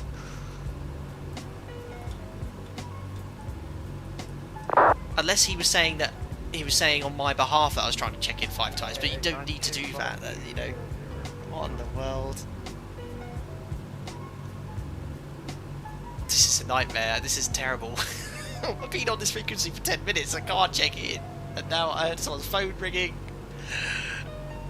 I've got a funny thing, what that person was trying to do was saying, look, there's someone trying to check in and it's been 5 times and they're watching the stream, but there's no need to talk on my behalf if that's the case. I think that might be what they're doing. Yeah, I think they're trying to help me out. I think that person might be trying to help, but you don't need to, because as you can hear, that's caused a huge amount of confusion, because you've been saying, well, you said Alpaca 6 Charlie Delta, which is A, my first, it's the wrong call sign, and then you said, no, Alpaca 6 Delta Charlie's trying to check in, and now he thinks I have checked in. So whoever that was, I'm sure you were trying to help, but you've just made it far worse. That's all I'm saying.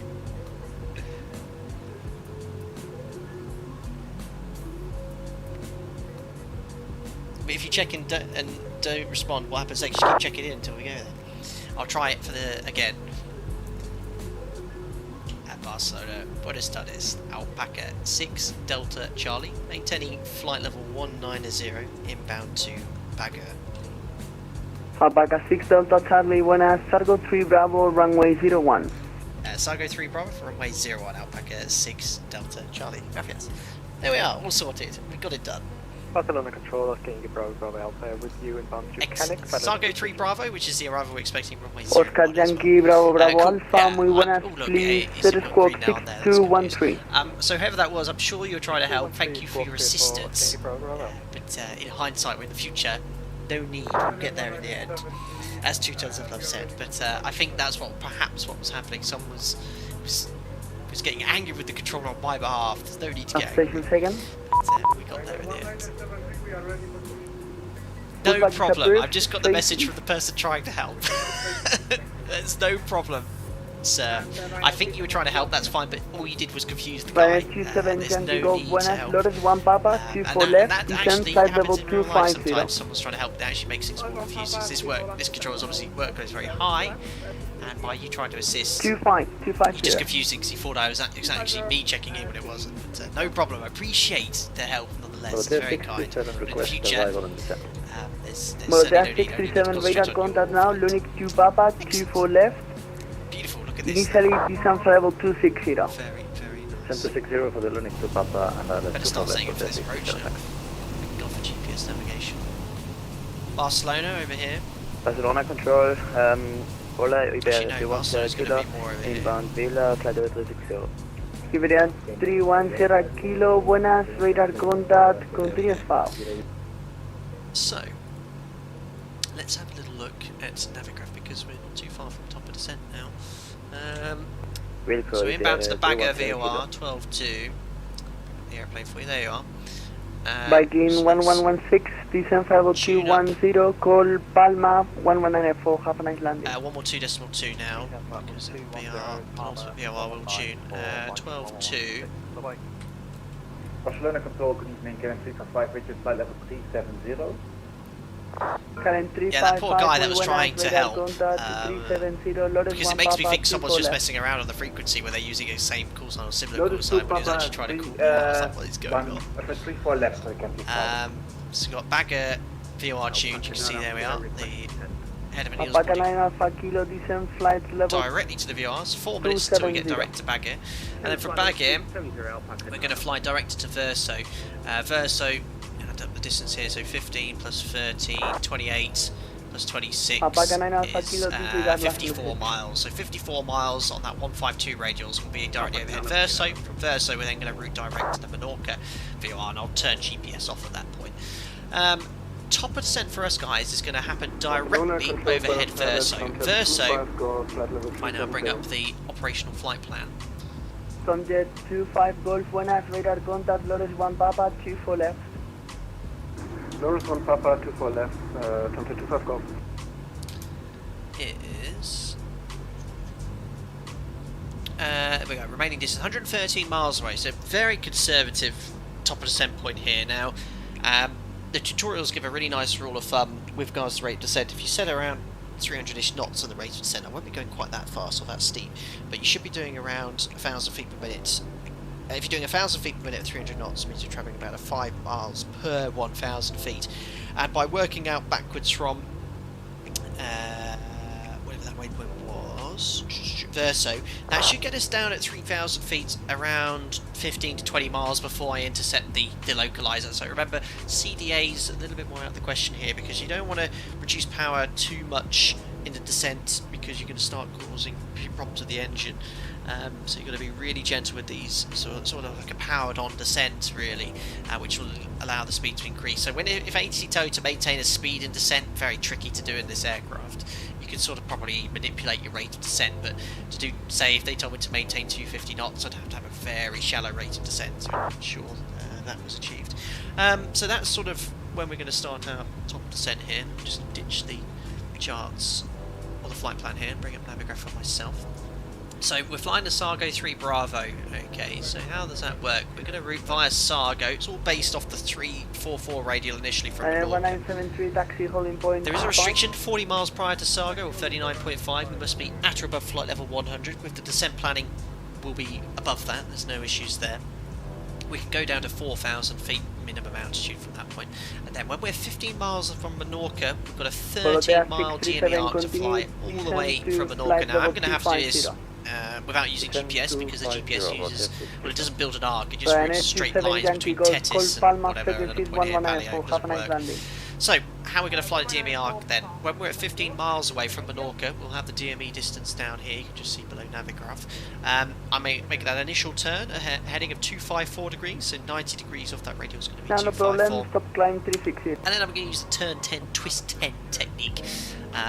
I did show a technique using the CDI. It's a little bit more trickier, where you set your radial that you're intercepting to 90 degrees on the CDI and just make 10-degree turns, but it's far easier if you have an RMI here with DME, much easier. So we're going to do turn 10, twist 10, try and maintain a 13 DME arc, and we can down to 3,000. I aim to be at around 5,000-6,000 feet at this point, but we'll keep on going down. Via Tetis, 278 radial at Tetis, still 3,000 feet. And then when we intercept the 195 radial from Menorca, we can make a left turn to intercept the localizer. I might cheat slightly to give myself a bit of a better intercept. This might be all in vain, this briefing though, because we might get vectors from Menorca radar. In real life, they usually stick you on the arc and just round you go, but they can turn you in a little bit quicker. I mean, what we do usually in real life, 30-mile arc, and then just go visual onto a 7 6-7 mile final. Just cut the corner there. So that's all set. Sextants and dead reckoning, I guess. Yeah, we'll have to get the old sextant out. Look at the stars. There we are. Overhead, beg our VOR now, and we're outbound towards. Brodea 637, call Palma, frequency 1194, Mediterranean. So that's the arc. What else was there on this arc we need to discuss here? Not much really. Frequency's 12.6, which I'll put on standby now.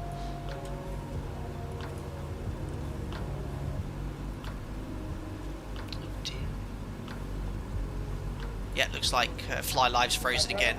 You can see how... Oh my god, it's so annoying. Ah! I hate this rotary. Oh god, tuna nav aid. 12. Barcelona Control, good evening. 6. Beauty 3160. Fly Live's frozen again. 12.6. We'll make it active just yet because we're utilising this outbound radio. Beauty 3160, Barcelona, buenas, radar contact. Just on arrival, Boyenza for Victor, runway 06, when possible, oh look, we're already picking up the Menorca VOR, excellent. 6237. Sorry, I know you can't, sorry, we just don't have a graph up here. We've already picked up the VOR, 12.6, so that's great. In fact, what I'll do, I'll put that into box on because we are using GPS. Expect of the and then we'll put the ILS on standby, the ILS for standby frequency, runway 06, and we'll recycle transponder to 6237. Sounds Dutch. Beauty 3160. Alpaca 9 Alpha Kilo, switch now to Palma on frequency 1276, correction, 127625, 127625. So, 12.6 is active for Menorca, and we have, as the crow flies, 123 miles to go, 26 minutes. And let's now have a look at the ILS. So ILS Yankee coming in from that radial on the arrival, 195 radial. We'll set the ILS at that point. 1103 is the nav aid which we have on standby. The final approach course, which I can't set yet, will be 008. We'll dial that into the CDI, but it isn't needed. Minimums I can't set on the altimeter, there's no gauge, but we'll make a note of it. 485 feet on the altimeter. Proceed direct Sulit. Minimums RVR 550 meters, camo gates. That's it, platform is actually 1600 feet, look, instead of 4 miles, but we'll inset the ILS way before that. We'll have to make sure we're at flap 20 prior to glide slope capture as well. Get ready to drop the gear, as configure, otherwise the speed runs away. 2,500 feet for the MSA, and if to go around, it'll be climb a runway heading to 2,000 feet, then a right turn back to the VOR to 2,500 feet and hold, but hopefully we'll get vectors from it. DME VOR is ready, and landing performance, nice long runway here, 8,366 feet, 2,500 metres. Flat 50 we'll use in the DC-6, plan to vacate Delta Echo, and then straight onto the apron. Parking stands. It's just a default airport here, no scenery. Control gate 012 Barcelona. Where is the parking stand chance? Okay, pin that too. And yeah, we'll just take one of the stands right in front of the terminal. So I think I've covered everything.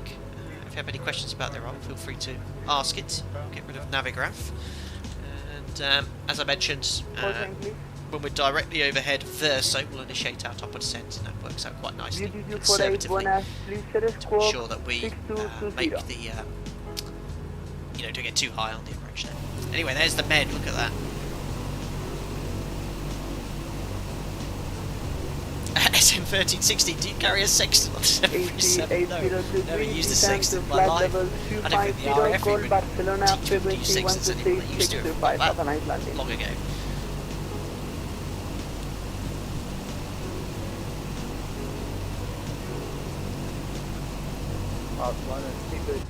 Tom Baldock, what's your rule of thumb for timing the turn to join the DME arc? So take 10% of your ground speed. That's always a rough one that works well. So 287 knots, 2.8 miles before. So what's that? 15 miles. 13 miles is the arc, so about 15-ish miles, 16 miles. Works out quite nicely. Oh yeah, Fly Live's given up the ghost again. That's the 4th time I think. Which level do you prefer, 350 or 370 due to traffic not responding? I'll do Fly Live one more time, and then if it freezes again after that, ditch altogether.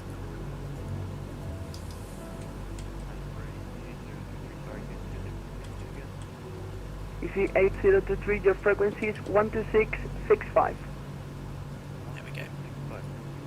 Cool, so Verso. EC8892, Barcelona. Directly overhead Verso. We do a speed time calculation. Traffic not responding needed to be in an evil level. So 27 miles. 287. EC8892, climb It's going to immediately, be level 5.5 minutes. 5.5 minutes till top of descent, ladies and gentlemen. And then we'll switch off GPS navigation. Final 1973, radar contact, climb level 320. Center greeting, MS 902 with you, 330. Emirates 902, Barcelona, buenas, radar contact, flight direct Lunix for the Lunix to Papa 3 for left. We can just about see Menorca there. Direct Lunix for the Lunix to Papa 2 for left.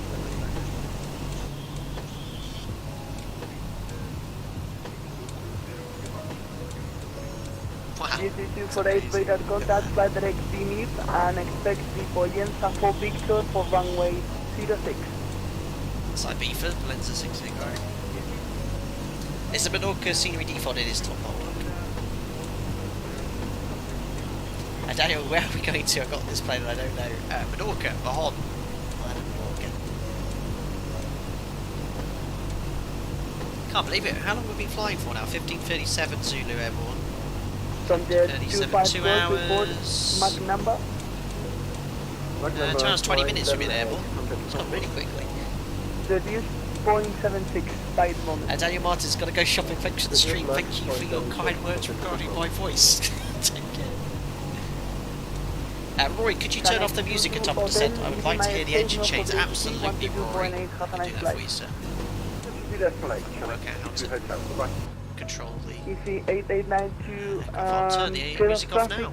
Do you wish to continue 370, climb 380? So Rory, we've got 5 miles from top of descent. What you'll notice is in the descent, the engine actually, the pitch change will increase because we'll increase the RPM, but we'll decrease the power. So the amount of bite coming in from the engine, it's a variable pitch prop. So you'll hear the change of sound. Final 1973, if you wish, you may fly direct Giron.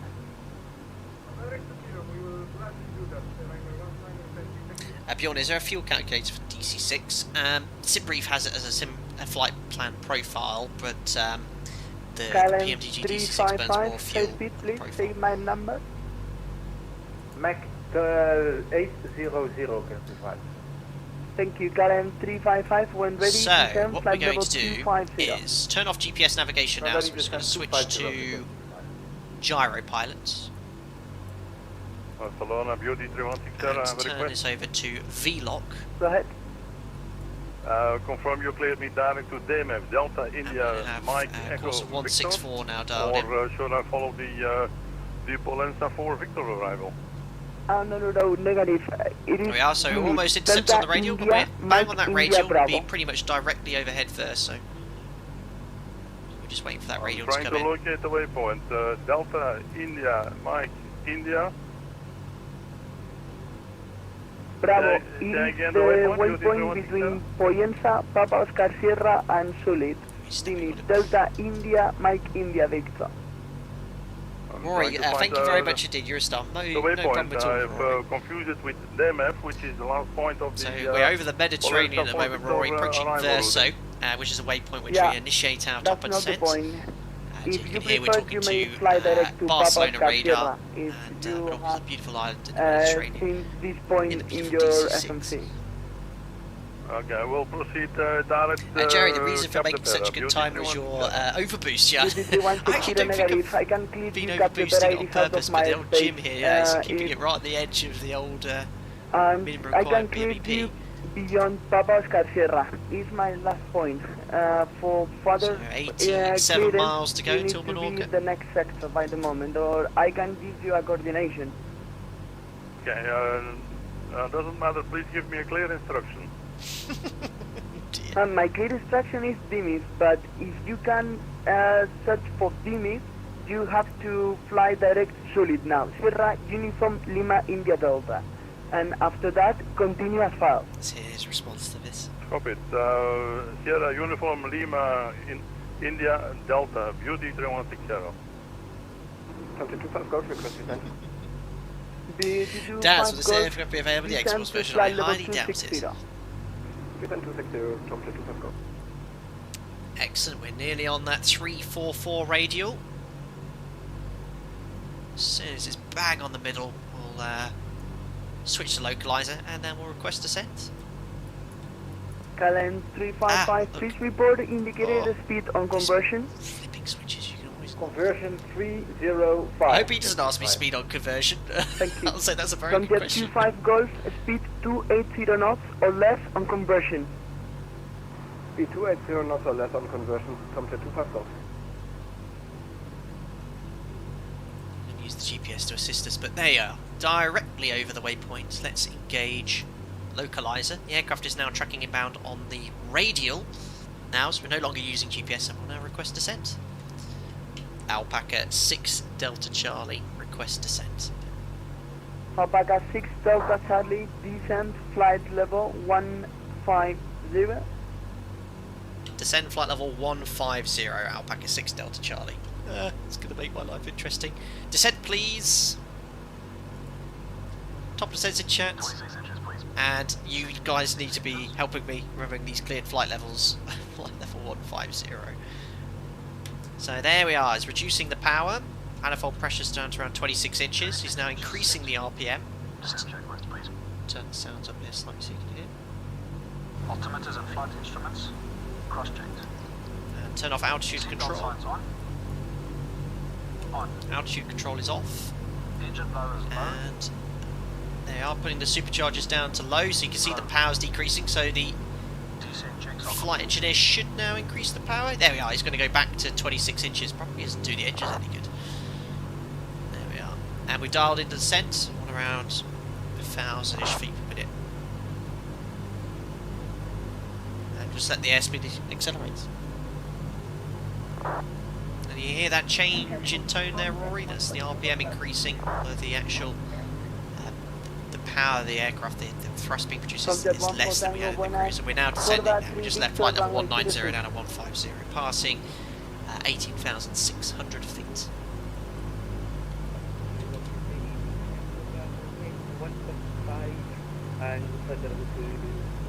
Gino just landed, parked on standby, and you went flying past me. EGHI 29 Kilo Bravo, buenas. Are you flying 200, is that correct? If I'm flying 175. So the cabin altitude is now decreasing at a slower rate yeah, than we please are report your flight level flying now. Our flight level was 200. Roger, thank you. Break, Tomcat 14 Tango, Corda 3 Victor, runway PMDG 06. actually tells you to start descent to cruise power. Ah, yeah, probably. Shock all the engines or something silly. Yeah, learning so much here, but everything's there. Oil pressure's a little bit higher, perhaps. Current 355, call Palma, frequency 1194, have a nice landing. Call Palma, 1904, thank you for your service, bye-bye. Beauty 3160, reaching Solut. John, if you need to fly level 7, would you need to ask the flight engineer to set the aircraft for cruise again? Now, the plan is I'll level off at 150 and leave it descent, just let the speed bleed off. That's fine. Direct so I should get Beauty below 3160. 70-ish knots or so. MS902, request descent.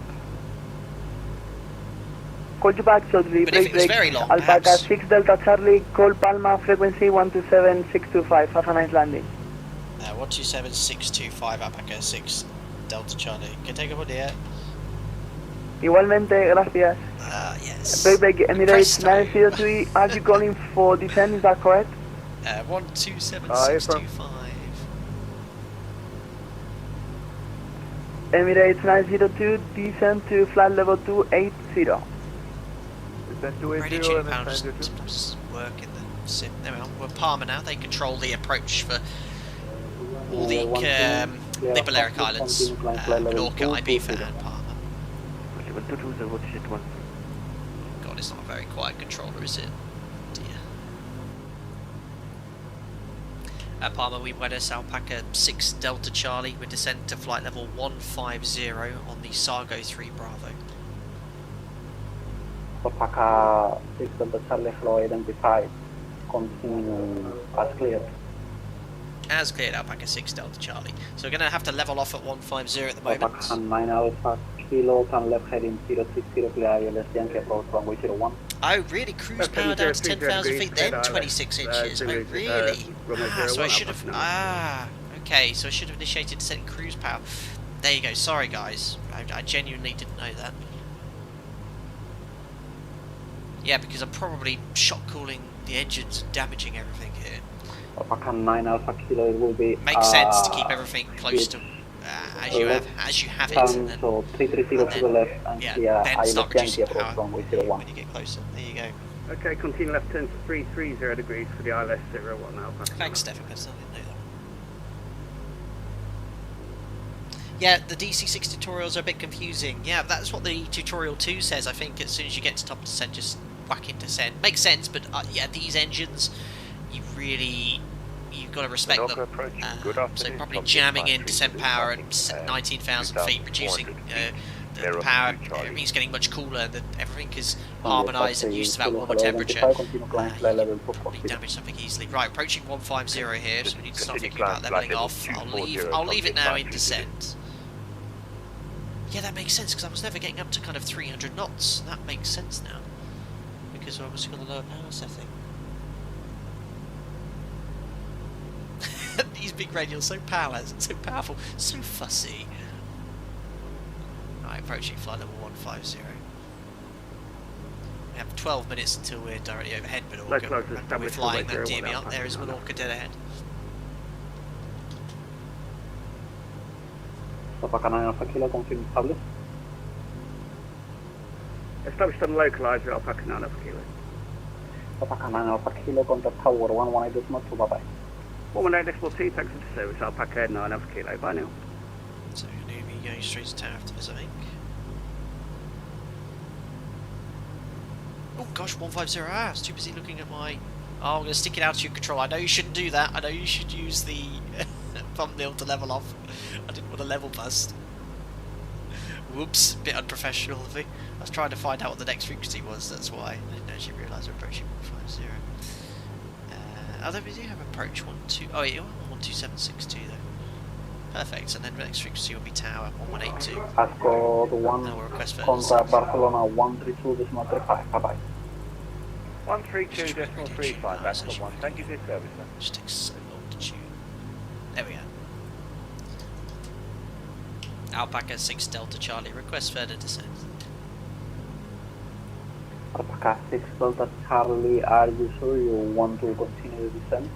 I can offer you a direct to Thetis and descent flight level 100, but you are a little bit fast. Yeah, I just want to do everything very slow in this aircraft. I'm in a DC-6, but I can maintain for a short while. Did you say confirm route direct to Thetis? Alpaca 6 Delta Charlie, AFIM, descent flight level 100, proceed direct Thetis. Descent flight level 100, route direct to Thetis, Alpaca 6 Delta Charlie. Let's see if we can get this GPS to work. Well, I could just use direct Thetis and then go from there. Right, anyway, descent flight level 100. Ooh, turn off altitude control first.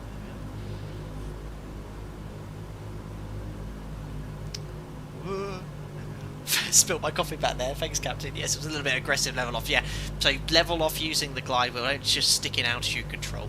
Now let's try and route direct to Thetis. So I have to use the GPS, so this is no other way to get directly to Thetis. So let's try again, flight plan. Well, no, direct. Select flight plan. Find Thetis. Enter. And then activate. It's worked! And then chuck in GPS. So I'm just going to go to gyro pilot. And then switch to CDI to GPS. That's lined up. And then back to localizer. Beautiful. So, just to show you the clearance I got, let me bring up Navigraph again.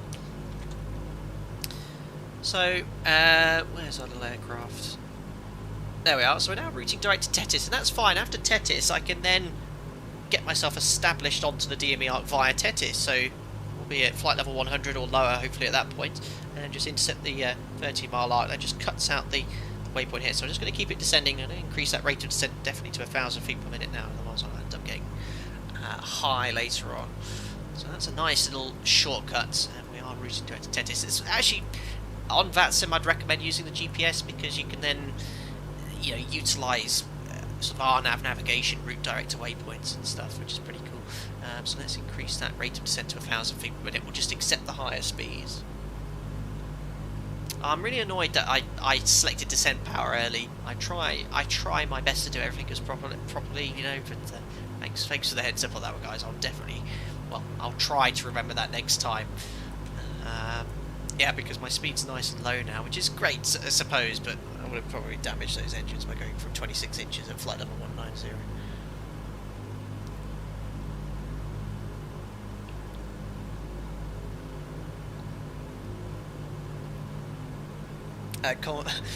Quarter page, you can always declare an emergency and go Mayday. I don't know how to fly this crazy plane. Absolutely not. I love flying this. It's really rewarding. I'm very happy I managed to get it at least to where I can see the island. Sun's just beginning to set as well, so it's looking very nice. Oh yeah, God, we need to get down quickly.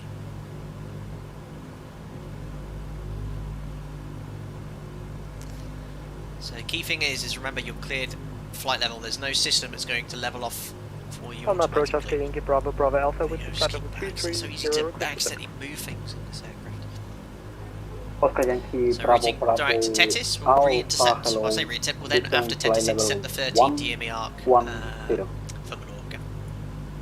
Thinking ahead, what can I do? Well, I can set the final approach course on here as a reminder, because we're not going to be using this for the DME arc, we're going to be using the RMI. So the final approach course for the ILS is 008, and again it makes no difference. The localizer indications will be the same for a localizer. It just gives you a heads up of what your final approach track is. So 008 is set. I'm going to be utilising just the RMI and DME for the arc here. So this here and this here. You can see it. There we are. It's very hard to see with the lighting coming in there.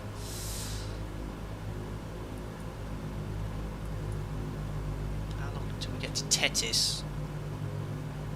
So 27 miles to go. Alpha is maintain speed 250 knots. So 6 knots. 6 minutes until we get to Tetis. Tetis, that means at 6 minutes this rate of descent will be, be a little bit high here, and we need to get further descent as well.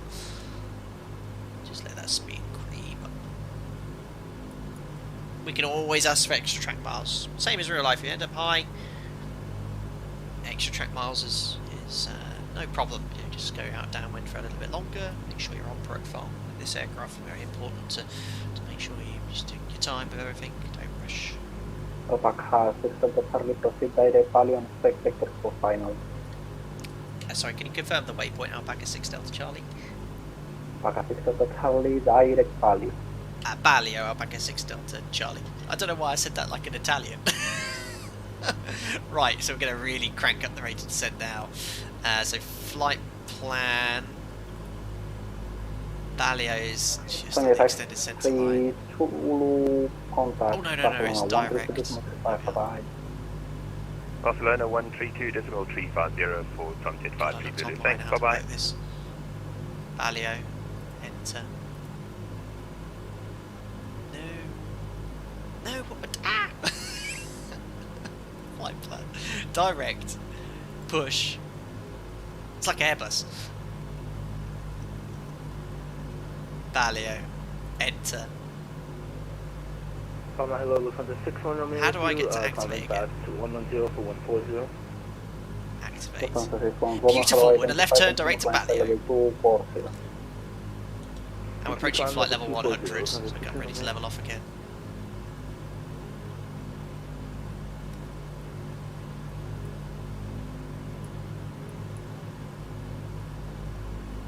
So Valio, how long is it going to take us to get there now? 35 miles, 255 knots. So we're going to be there 8 minutes, so I want to be doing 1,000 feet per minute. We get there nice and early and start slowing down. Approaching flight level 100s. Just to show you where we're routing direct to? We're routing direct to here now, Balio, so we're going to get vectors prior to that waypoint. Here we are, routing direct to here, and then hopefully a slight left turn and a right turn onto the ILS. But we can get delayed vectors if we end up high. Right, getting ready to level off.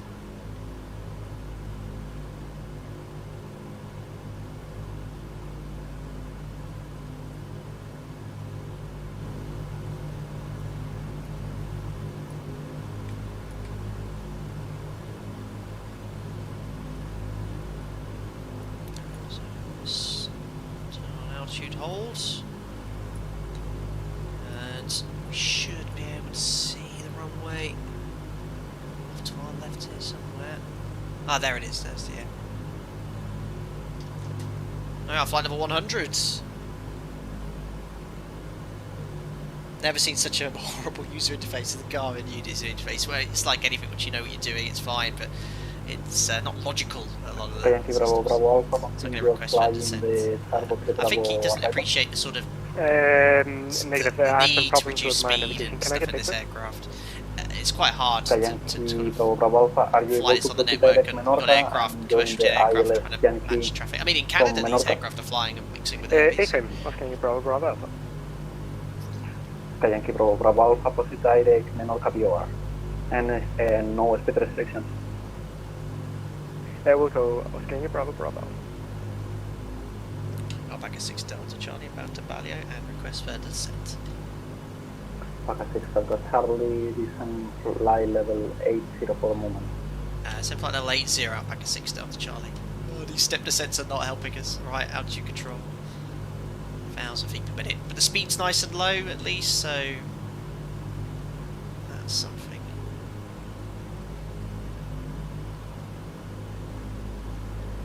Oscar Yankee Bravo Alpha. Yeah, DC-6 in a snowstorm. Yeah, we'll look at some Alaskan ops in the winter. That'll be tricky. Right heading 1. I mean, the weather is perfect. I haven't had to worry about icing at all. Oscar Yankee Bravo Alpha, descent 5,000 feet, unit 1019. Descent to 5,000 feet, QNH 1019. Oscar Bravo Alpha.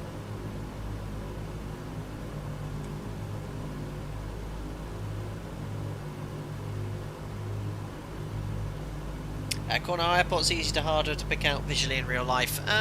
Sort of both really. I mean, depends on the lighting and what you're looking at and what you're looking for. I mean, this is a reasonably small airport, but it's about the same, I'd say. There is the apron, there's the runway.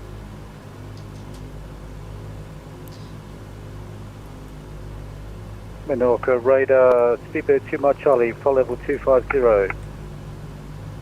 So my Charlie, hello, descent flight level 100. Yeah, so I think this controller just doesn't realise that the DC-6, I'm going to need this down segment to flight level 100 slow down below 175 knots to get the flaps out. Speedbird 2 Mile Because Charlie. at the moment he's sort of placed me in for a bit of a CDA here, which is I'd like to say impossible, probably isn't. If you knew what you're doing, you can manipulate the engine here with power, but I really need...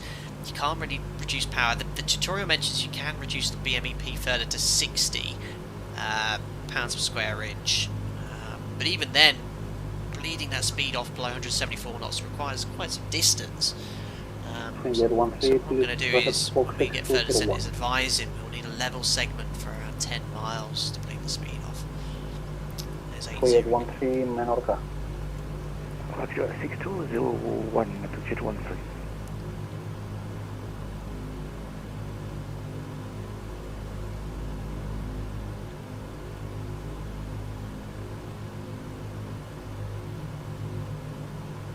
Approaching flight level 80.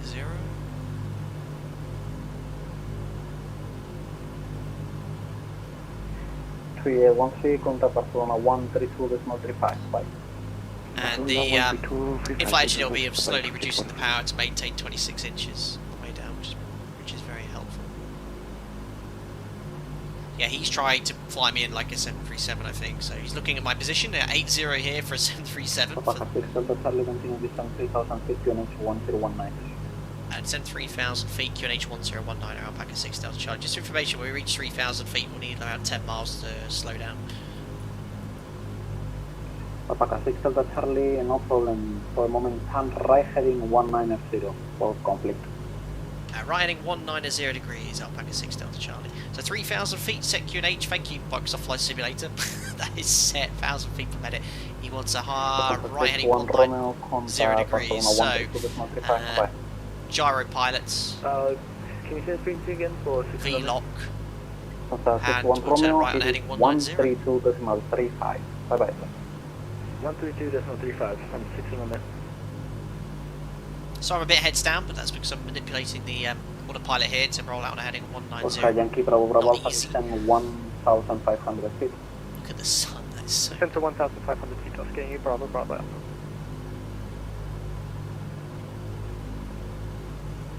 Do nicely.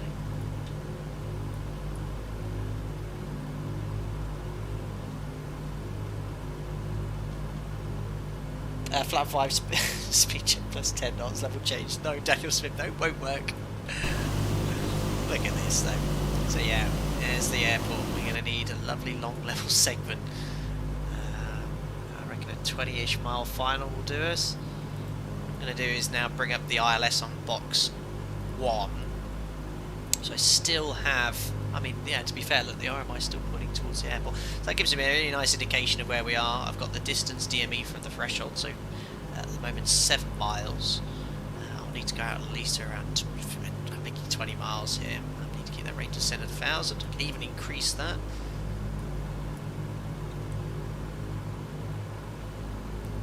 How do you see the heading, Dialog? So we've got an RMI here which is slaved to the compass.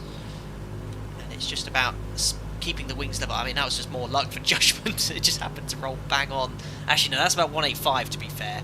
So right degrees a few more. Correct value for speedbird 2 much on. It's not easy. An aircraft like this to apply of ATC, making sure. Right heading 330. That's better. I'm doing about 250 knots now because I'm doing around 1,200 feet per minute. We just accept the speed.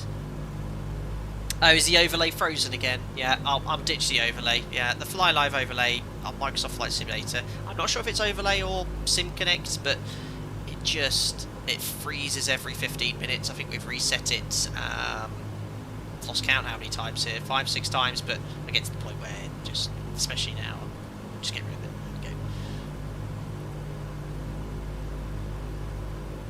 About 230 knots.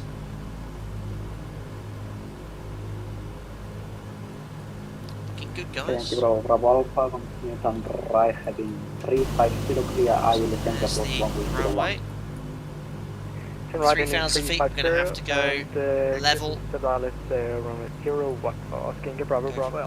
It wasn't frozen. It wasn't frozen. Sorry. So you were saying you got my heading off that. It wasn't badged. There you go. I can't see that though. Remember, but it'll probably freeze anyway. Charlie, turn right heading 030 clear ILS approach runway 01. Sorry, Alpaca 6 Delta Charlie's taken. Alpaca 6 Delta Charlie, turn right heading 030 clear ILS approach runway 01.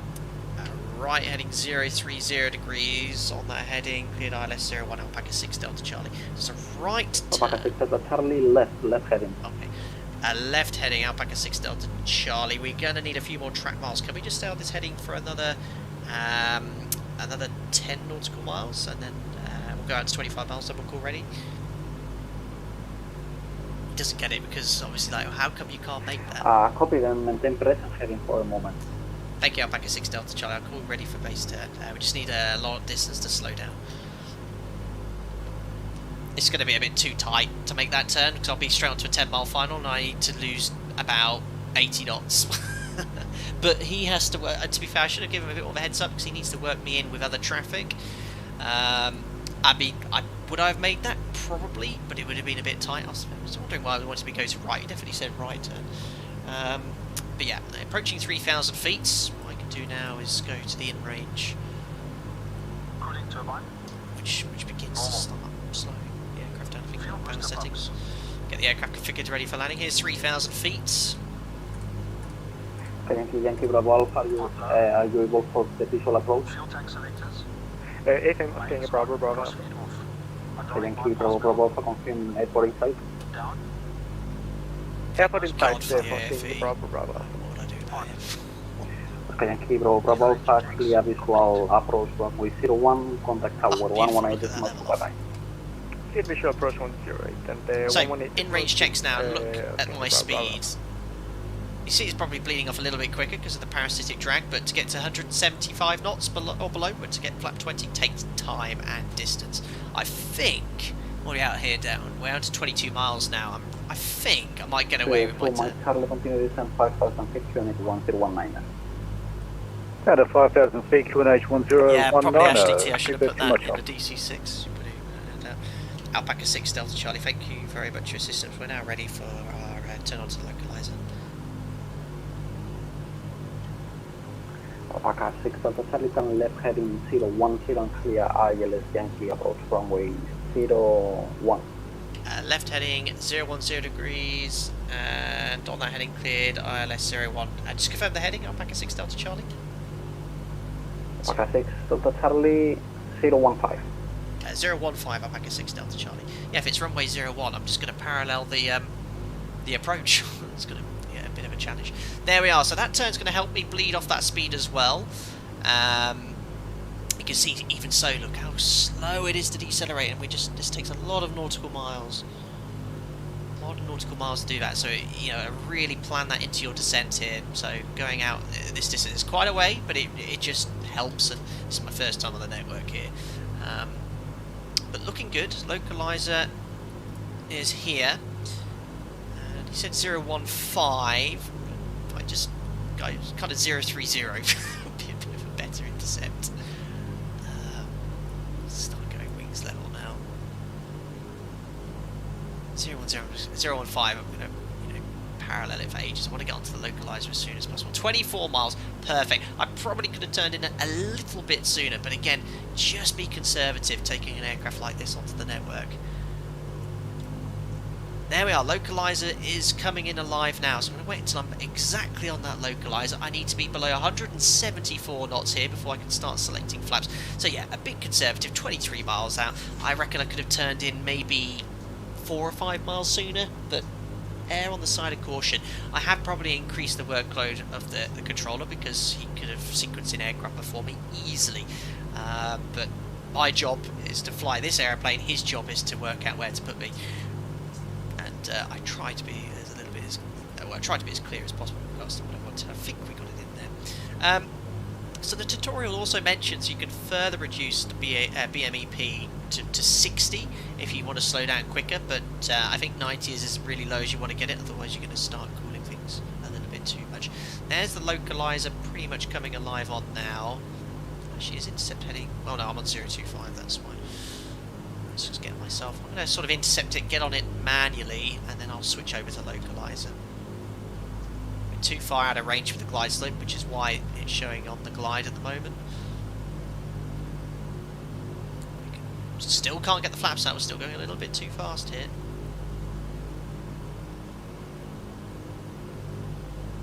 Glide slope's now alive, so what I'm going to do is turn on localizer. So it's now going to intercept the localizer for me. And we've got 176 knots. Let me just turn off the AFE temporarily, just to get a little bit less power. It's going to go down to... oh dear. It's a bit too much there. Just around 75 BMEP, just to help us slow down below 174. There's 175 knots, so I'm going to start selecting flaps now. Flaps 10.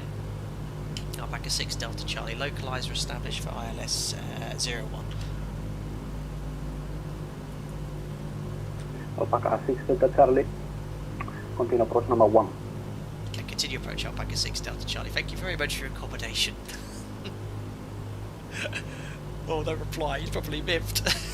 Flaps to 20, you go straight to flaps. Where's flap 15, flap 20, you go straight to flap 20.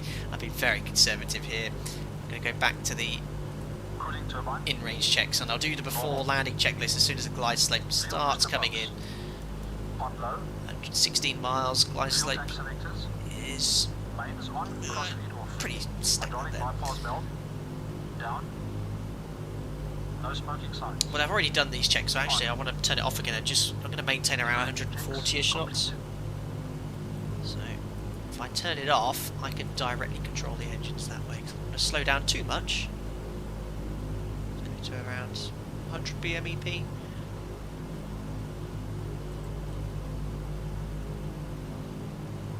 to Mike Charlie and right So yeah, heading 280. my recommendation, and if you're very competent operating this aircraft, avoid busy VATSIM events. Because obviously there is one here. Thankfully this is the quietest airport. But yeah, this is going to cause carnage. I mean, these guys operate these aircraft in real life into busy airports like Anchorage in Alaska and Canada. Delta 5, hello, no problem whatsoever. My poor performance. I was very conservative there.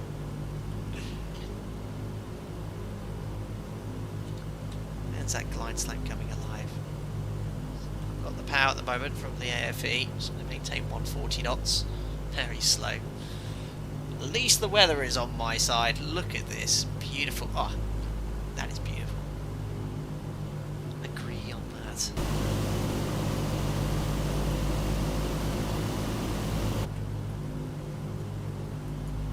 Anyway, approaching 12 miles, and the glide slope should be alive any second. I think that's just moved a notch. I think we'll start configuring. I want to get the gear down at least prior to glide slope capture. So I'm going to run the flaps 20 landing checklist now. So he'll set the flaps 20, but they're already there. 20 flaps set. Mistress Rich, please. Auto Rich. So already in auto rich. Well, no, auto lean by the sounds of it. As you can see, a slight increase in power there. Gear up and down, please. Gear up and down. Here comes the gear. That looks amazing, doesn't it? Oh, reminds me of Pearl Harbor, that film. Absolutely beautiful.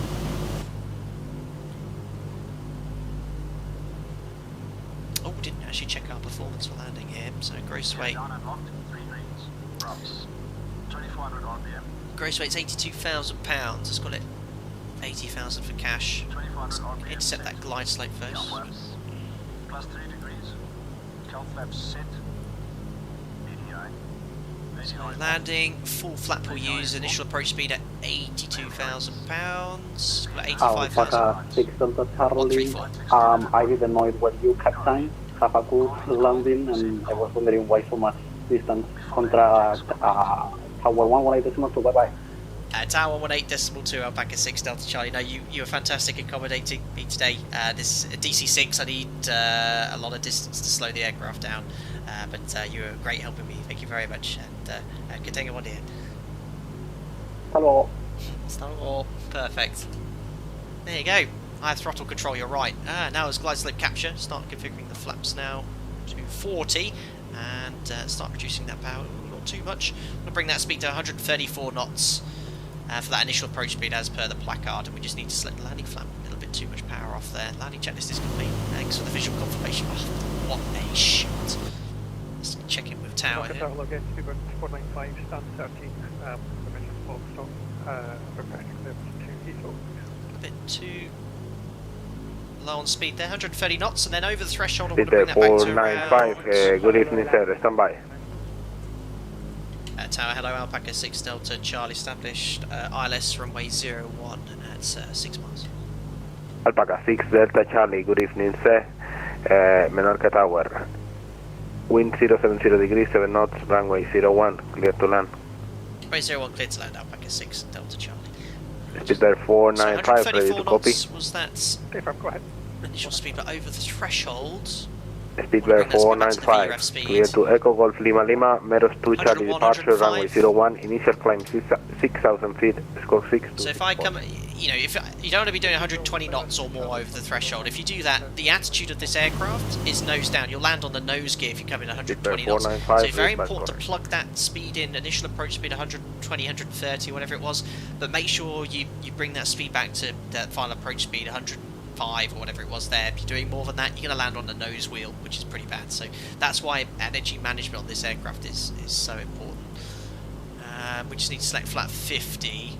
Again, 40 or 50 was normal, but flat 50 will give you the drag I need to control the speed. So I'm going to go flat 50. That should definitely increase the drag with not much more lift, and we're going to start probably just stay at 120-ish knots, and then we'll start bringing that speed back a little bit lower. Should we hand fly, everyone? I think it's time we disconnect. So I will turn off the gyro pilot. All school's out, clutch is disconnected. My aeroplane. I'm going to start reducing that power now. Oh no, I forget I'm in a DC-6, everything's much slower. I'm still about 2 minutes from touchdown. I'm in my 737 here. But look at that for an approach. Absolutely stunning, isn't it? So happy we did this flight today. 3 hours it took to get here. Still so much I don't know about this aircraft, and I hope I've shown its potential off. I mentioned that last stream as well, but I really cannot justify, you know, my experience is very different to when it comes to flying an aircraft like this. Can I get it from A to B reasonably safely? Yeah, I think so. But engine management and descent there, I was a bit like, oh yeah, let's just go descent power. No, we need to stay in cruise, but I'm learning every day. Beautifully established. Going to start reducing that power a little bit more now, just to bring that speed to that speed you want over the threshold. 105 knots, might just bring it to around 110. Otherwise, we'll be landing on the nose gear.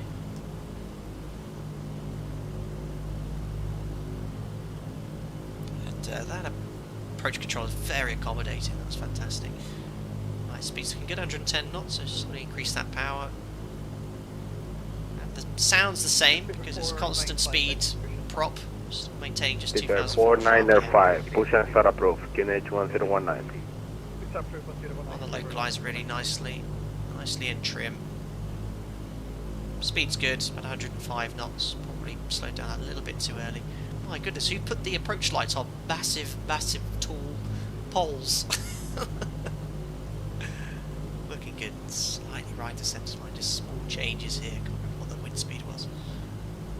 Keep it descending. Over the threshold, just wait till 10 feet or so. There we are, close the power. Order off. There we are, we're down. So try not to use the brakes because you'll overheat them.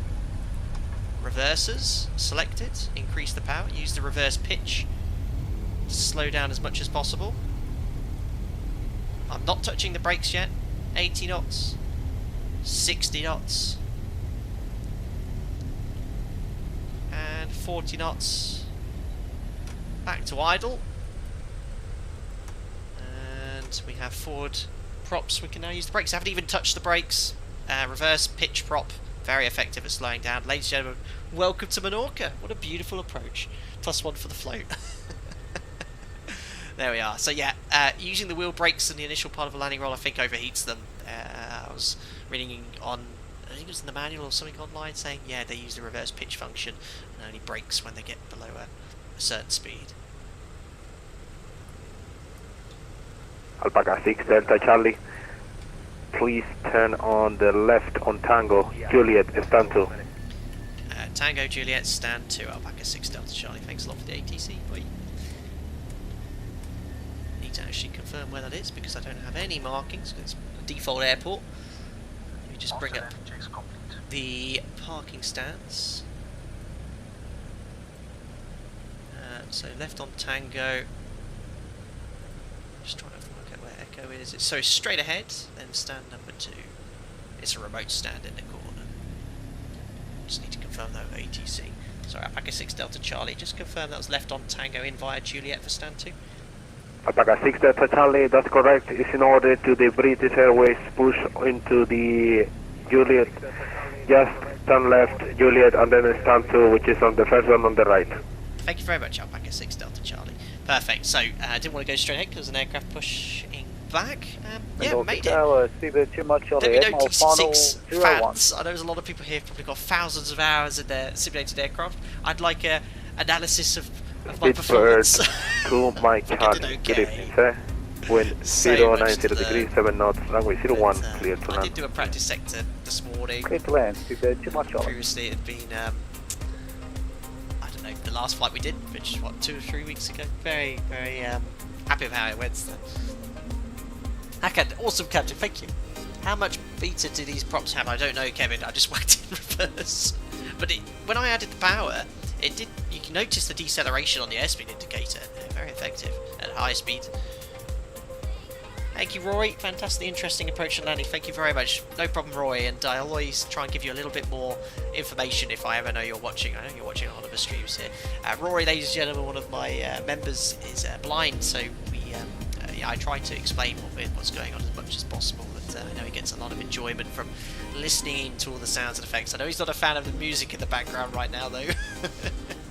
Right, stand 2. Sorry, I'm not showing you the charts here. So we're just on Juliet, long way round. First stand on the right here, remote stand for stand number 2.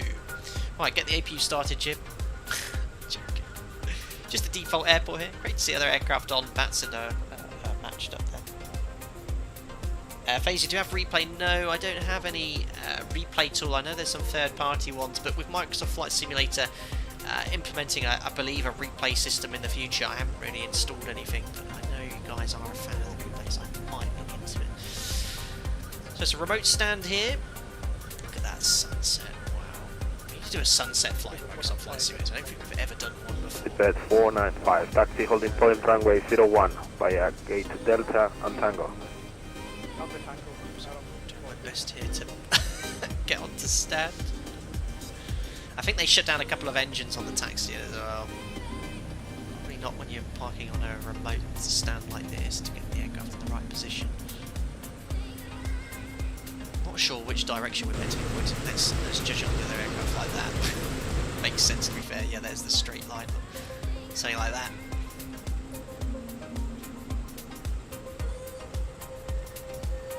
Beautiful. Right, there we are. Parking brake is set. Let's get Jim to do the old taxi and flow. There we are, parking.